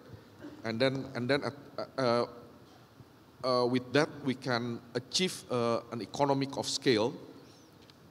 However, but we need to sacrifice the profitability in a shorter horizon. So if you check, yeah, Ibu. So I think like Amazon, Alibaba, they're already profitable, but need more than 10 years. And I think also in Indonesia, if we check the financial report of, I think, big e-commerces, I think they almost hit the profitability level. So I think we will go to that direction as well. And of course, in OVO, we also already defined our path to profitability. But however, this is my concern, right? So because of the market now is shifting, right? So all the big tech companies, in terms of the stocks, the stock price are tanked, ya Bu ya, tanked really significantly. And then because of the war, because of the disruption of the global supply chain, right? And then investors now is turning back from the tech companies. And then now all the tech companies now had to shorten their profitability horizon. Meaning, now they start to break, to press their brake, right? To burn money. This is good for the tech companies, right? Because now they are aiming profitability in a shorter horizon. But my concern is because this burning money strategy doesn't only positively impacting the marketing strategy of the tech company, but also I believe for the underserved population of the country, and also the MSME, as I explained earlier, right? We are burning money to help to subsidize the price, to subsidize the promotion for the MSME like bakso bujangan. But now, because of the market, right? The market is shifting, the investor behavior are changing, and then now we are forced to start focusing on the profitability in a much shorter way. So I think that would be impacting the positive impact that are being brought by the burning money strategy by the tech companies. And then I think again this deserves I think further investigation from the academia and also from the government. Thank you. Thank you for sharing your perspective from industry's point of view. Next, I will give another opportunity to participants at the venue. Please, the ladies.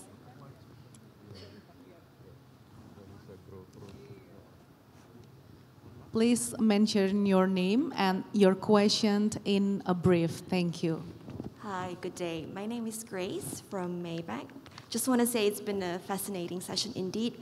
But Sasa, can I ask 2 questions or just one?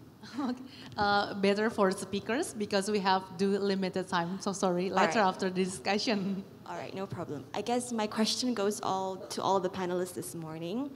A wrinkle in this process that I still see, I think BICARA mentioned earlier, is towards the aging citizen, the barrier towards the aging citizen. Sorry, please closer your mic, please. Thank you. So a wrinkle in this whole process that I still see is the financial inclusion barriers toward our aging citizens. I think BICARA mentioned the finance gap to address this, especially to our senior citizens. Now, going beyond financial literacy to address the financial divide gap, how do we really ensure that we don't exclude them out in the long process? Thanks.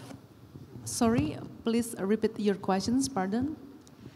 This is in regards to the financial inclusion barriers towards our senior citizens, our aging citizens. Just referring to what BICARA mentioned earlier, to address one of the financial gap is the financial literacy towards our aging or senior citizens, right? But going beyond financial literacy, how do we ensure that we don't leave them out in this process? Thank you. Thank you for your questions. Mr. Karani, you may answer first. Yeah, again, yeah, I think we always imploring, right, praising our millennials, right, in this digitalization process. So I think it's really important, super important that we need also now to really focus on, as you mentioned, that how we also help our senior citizens, right? Because I think they're really vulnerable in this digital era. So all the digital economy, I think most of our economic elements are moving toward the digitalization, and I think the seniors, our seniors, I think I rarely have this discussion, yeah. So how we address the digital divide that are happening among the senior citizens. So that's why, as I mentioned earlier, even in Singapore, right? In Singapore, I think the digital literacy is really high. The digital penetration, the internet penetration is really high. Even a country like Singapore is pay really attention to their seniors, gitu, because I think this is a really vulnerable demographic of our citizens. And again, I think even in Indonesia, I think we don't have sufficient support for these segments, right? Not to mention that now they need to also to survive, gitu, in this digital era. So fully agree. Thank you. Thank you, Ms. Kiki, please. Yeah, thank you for your questions. It's very interesting because, yeah, in this digital era, senior citizen must not be left behind, yeah, because it's actually very important for them. For example, like they maybe it's very limited for them, for example, to go to ATM and things like that, and movement is very limited. So in the digitalization, it's actually very important for them. But yes, as Pak Kara mentioned, with careful, because it's digitalization give easy for people to use it, but also easy also to make a mistake, right? And sometimes it's very fatal that wrong do the transfer and everything, and that is first. The second is, I think, for senior citizen, Mbak Grace, yeah, not only about digital literacy, but also about the financial literacy itself, yeah. Previously, like for Bursa Efek and in my previous work. We do education for senior citizen. For example, before they entering retirement period. So we give them education about how to have a good retirement period, like preparing financial independency for them in the future, so on and so forth. Yes, agree with your concern. Maybe later we can work on it, Pak Kara, yeah? Because I have a 88 years old father. He's very digital literate, yeah, Pak Kara. Yeah, he can do transfer and everything, and he always asks for new a smartphone. So it's very depend on the people, but yes, agree. Most of them in general, we need to give them support, yeah. So they're not left behind in this digital era. Yeah. Thank you, Ms. Kiki. And Ms. Floren, what's OECD takes on this? Yeah, thank you. I think it's a very good question. And actually, during the G20 Japanese presidency, we really worked on how to support senior when it comes to financial inclusion. So just a few details you said beyond financial literacy, and I would agree that it's important to provide our senior with the competencies, especially digital competencies, but it is not enough, especially because they are quite often the target of scams, for example. So here the financial consumer protection will be essential. So certainly the authorities should really enforce the financial consumer protection in place in order to protect seniors, especially around scams and fraud. And second, I would say there is obviously a key role to be played by financial institutions in training, for example, the staff that are actually selling financial products, including to senior, to make sure that they are sensitive to the fact that they have vulnerable groups in front of them. So here again, it's important to build partnership, and there is a role to be played, obviously, by public agencies, but also by the private sector. And lastly, I'd like to say, yes, we are moving more and more to digital, purely digital. Some of us still like paper and traditional channel. Perhaps important to keep some of those traditional channels to make sure that our seniors are not completely excluded from this transformation. Thank you, Ms. Floren. Unfortunately, I have to end this Q&A session. Thank you for the participation, for your questions, and also for the speakers, for your answers, and also your insightful presentations. Let me conclude with several key takeaways first. As we know, digital transformation and the optimization of cutting-edge technology in financial sector has led to the large number of digital service products innovations. On the one hand, these innovations raise new risks and challenge. However, the importance of adequate consumer protection and financial literacy for the long-term stability of the financial sector has been important. Moreover, the key to overcome this challenge and to achieve a sustainable contribution of digitalization to economic development in the region is the importance of collaborations and synergy in strengthening digital financial literacy as well as consumer protection in order to increase financial inclusion amidst the rapid of digital financial innovations. So to end this session, I would like to thank again all of the panelists for the very valuable and very insightful, interesting discussion today. I would like also to thank to all the participants who joined at the venue and also virtually. Hopefully there are some key takeaways. And then once again, please give a warm applause to our speakers today. Well, next, I hand back to the MC.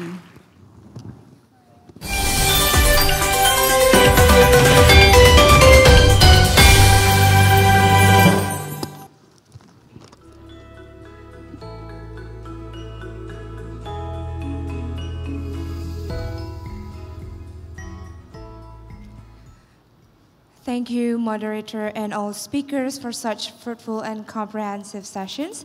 You may all return to your seats.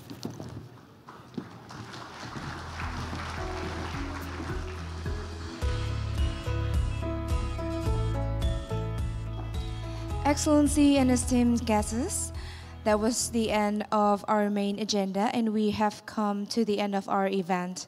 And to officially close the seminar, we would like to invite Senior Deputy Governor of Bank Indonesia, Ibu Destri Damayanti, to deliver the closing remarks. Ibu Destri, the floor is yours.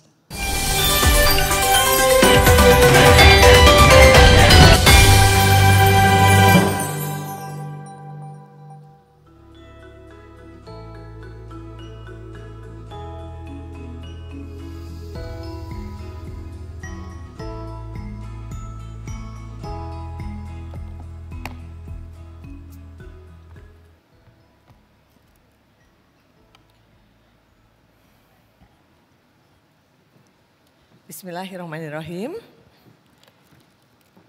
Distinguished guest, Bapak Iskandar, Deputy Minister of Coordinating Ministry of Economics, Bapak Inarno, elected member of Commissioner Board Indonesian Financial Service Agency or OJK, Ibu Lana, Chief Executive Officer of Indonesian Deposit Insurance or LPS, Bapak Profesor Dr. Ari Kuncoro,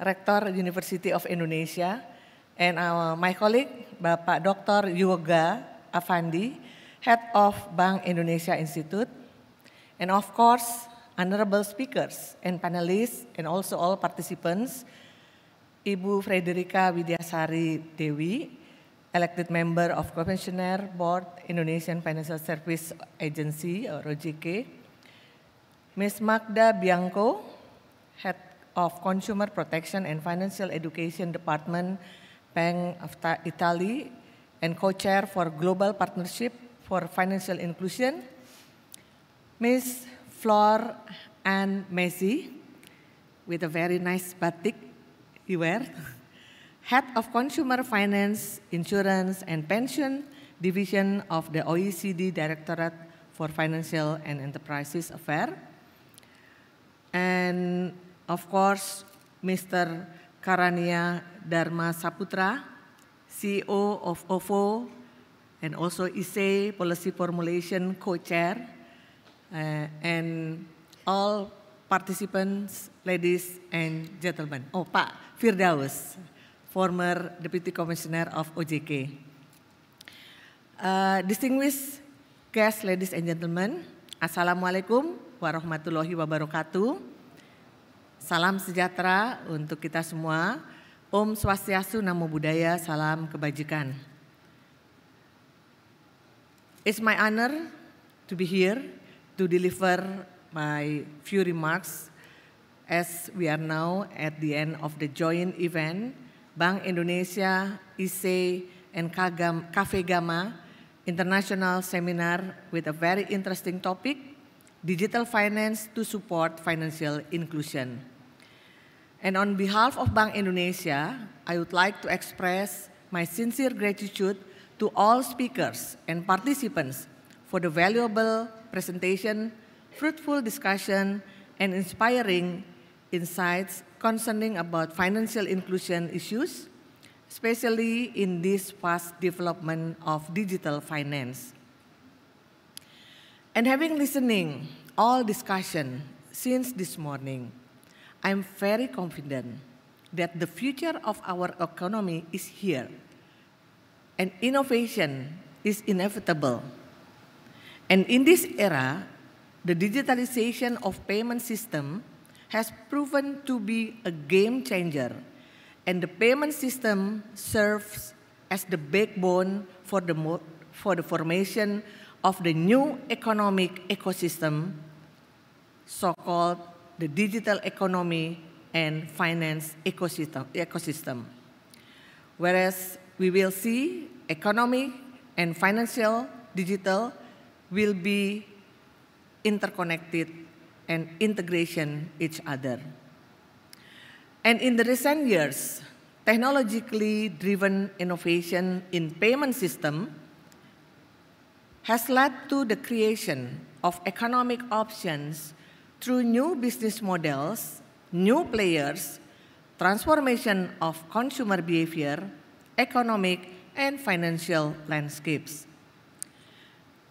And the evolution of payment through digitalization has brought new opportunities minimize barriers, and lowered costs of transaction. As a result, financial services are more affordable, accessible, and inclusive, including to the unbanked population and MSME segment that are previously less familiar with finance and technology. And as the access widens, every economic agent gaining more equal opportunity to expand and create more inclusive growth. The example that Pak Kara brought in this discussion is very important, is very interesting. So how a big restaurant like Bakso Bujangan versus Bakso PMI in Bogor, and we can see who is the winner finally. Because of the technology, because of the digitalization, because of the existence of marketplace. So something that in the past maybe cannot happen, but right now it's happened. The small business can beat the big business because of using the technology itself. So that's why in this event, in the presidency of G20, digital financial become one of the top priority agenda because especially in Indonesia, inclusive-based policy is very needed to support the MSMEs because MSMEs is the backbone for Indonesian economy. The number of MSMEs is about 99% unit of business, and it can absorb in terms of the employment around 97% and also contribute around 60.5% to Indonesian GDP. So we can see how important is the MSMEs itself for our economy. And all in all, Indonesia believes digital inclusion that formulated with suitable policies that well-designed and well-targeted will able to bring people to collaborate together to accelerate economy, to recover together, to recover stronger. Ladies and gentlemen, how is the BI support to expand the financial inclusion in Indonesia? Just to make sure that Bank Indonesia always ready to support financial inclusion. We started with the existence of our Indonesia payment system Blueprint 2025 to open the access for millions of people that still unbanked and MSMEs through digitalization. We have taken many initiatives to promote financial inclusion. For example, QR Indonesian Standard or KRIS. And as for now, there are more than 19 million of merchants already using KRIS as their payment method. And in addition, more than 90% merchants who use KRIS are MSMEs. And by using KRIS, payment will be much easier, cheaper, faster, so it will provide benefits for all parties, for the merchants and for us, consumer. One of the real example just happened here yesterday.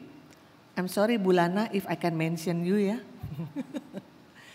Ibu Lana, she is Chief Executive Officer of LPS. Yesterday, she went shop in this area. So for ladies and gentlemen who still don't have chance to look around our MSMEs in this area, please see and go and do some shopping there by using Kris. Because we have already real evidence, it's really proven. Ibu Lana before never used Kris, katanya. But since yesterday, Ibu Lana understand about Kris and using Kris for her spending. And you know what? She said, it's very easy testimony. Very easy to use and no need to, I have to prepare all the cash transaction in my wallet. I just bring my handphone, go to one shop to other one corner to other booth, and finally I can spend 6 or 7 bags, yeah, only in few hours. So this is really, I mean, it's really true real evidence that Kris makes your life very easy, very convenient. So that's why Ibu Fili always have tagline for Kris is cemumuah, cepat, murah, mudah, aman, dan handal. And thank you Bu Lana already proof for Kris. And I think we need more Ibu Lanas in this room to support MSMEs. At least I'm waiting for the professor, the rector of University of Indonesia to spend more, because the rector always makes some writing in the newspaper and saying that domestic economy for Indonesia still very strong, consumers still spending. Now, please prove it. Please spend. Okay, one thing I want to continue as in the last discussion by Ibu Kiki is very important, because Ibu Kiki talking about consumer protection and then consumer literacy and so on. And in our view, in Bank Indonesia, of course, we want to balance. Yeah, we are using a balanced approach. Balance, the first one, how we support the innovation in the payment system. But on the other hand, we also have to consider the risk. So how we mitigating the risk is become important. So balancing between support the business through innovation and mitigating risk. This is very important in order for customers especially to feel safe in conducting digital payment. Regulators need to remain vigilant of challenges and risks presented by innovation and technological development. In this area, Bank Indonesia has issued regulation of consumer protection and will also continue to support consumer digital finance education and literacy initiative, especially for vulnerable target group such as women and youth.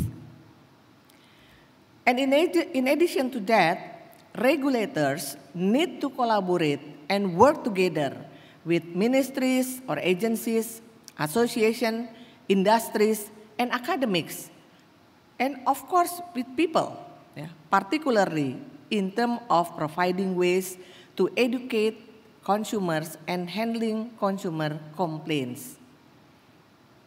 Moreover, creative approach, such as using social media and influencers with high followers, is also a good method to increase penetration and literacy to the people.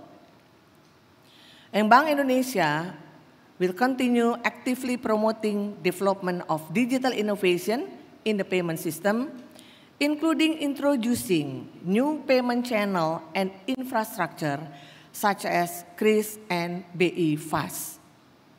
With Kris and BI Fast, payment become easier and cheaper so that we believe this will encourage economic recovery.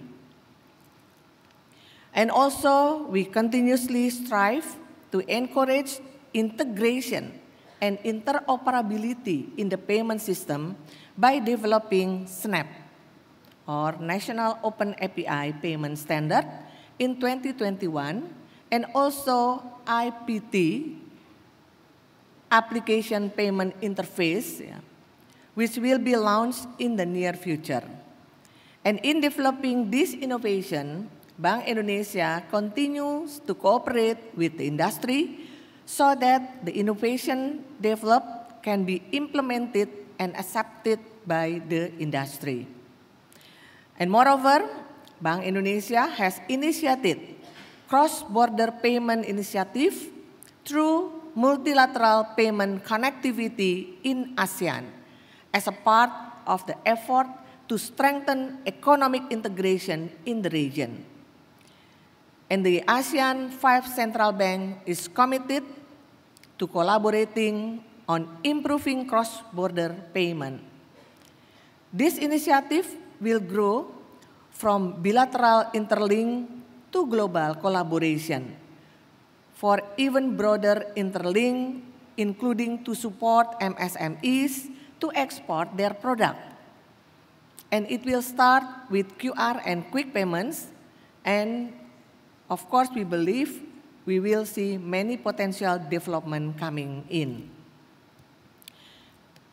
Distinguished speakers, ladies and gentlemen, pandemic era has taught so many lessons learned for us, that digitalization will lead a leapfrog in financial industry business model transformation. Synergies in encouraging financial digitalization, especially related to inclusiveness, need to be continued and strengthened. And I believe that this event, which is a joint event between Bank Indonesia, ISE, and Cafe Gama, is one among many of Catholic collaborative effort between academics, industries, and regulators to improve digital financial inclusion and literacy in Indonesia. And of course, last but not least, on behalf of Bank Indonesia, I would like to convey my appreciation to all participants for taking part in this strategic seminar and address sincerest gratitude to all speakers and panelists for sharing their fruitful and valuable insights. And finally, I am happy to announce the joint seminar on digital finance to support financial inclusion is officially closed.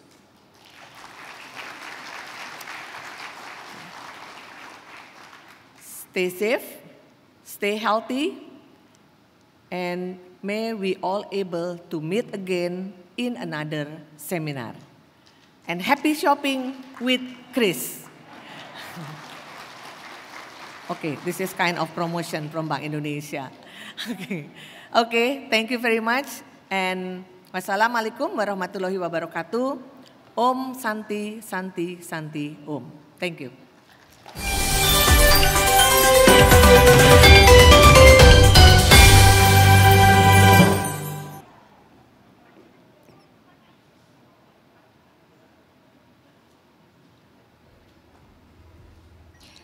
Thank you, Ibu Desri, for the closing remark. Ladies and gentlemen, that was the end of our seminar. But before we close the program, we would like to ask your kind assistance to fill the questionnaire by scanning the QR code on the screen.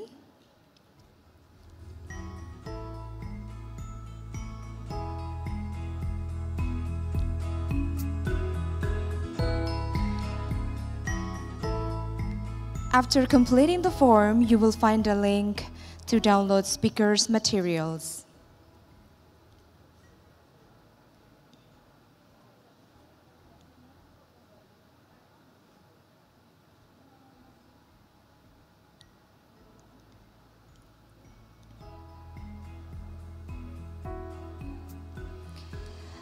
We would also like to inform you that lunch for all participants and speakers are provided at the Pechatu room next to this hall.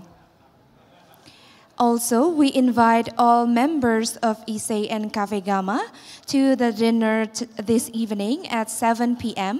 hosted by the Governor of Bank Indonesia, Bapak Peri Warjio. Once again, thank you for your attendance and participation. On behalf of the committee, I'm Widyarani Hapsari signing off. Wassalamualaikum warahmatullahi wabarakatuh. Good afternoon and stay safe always.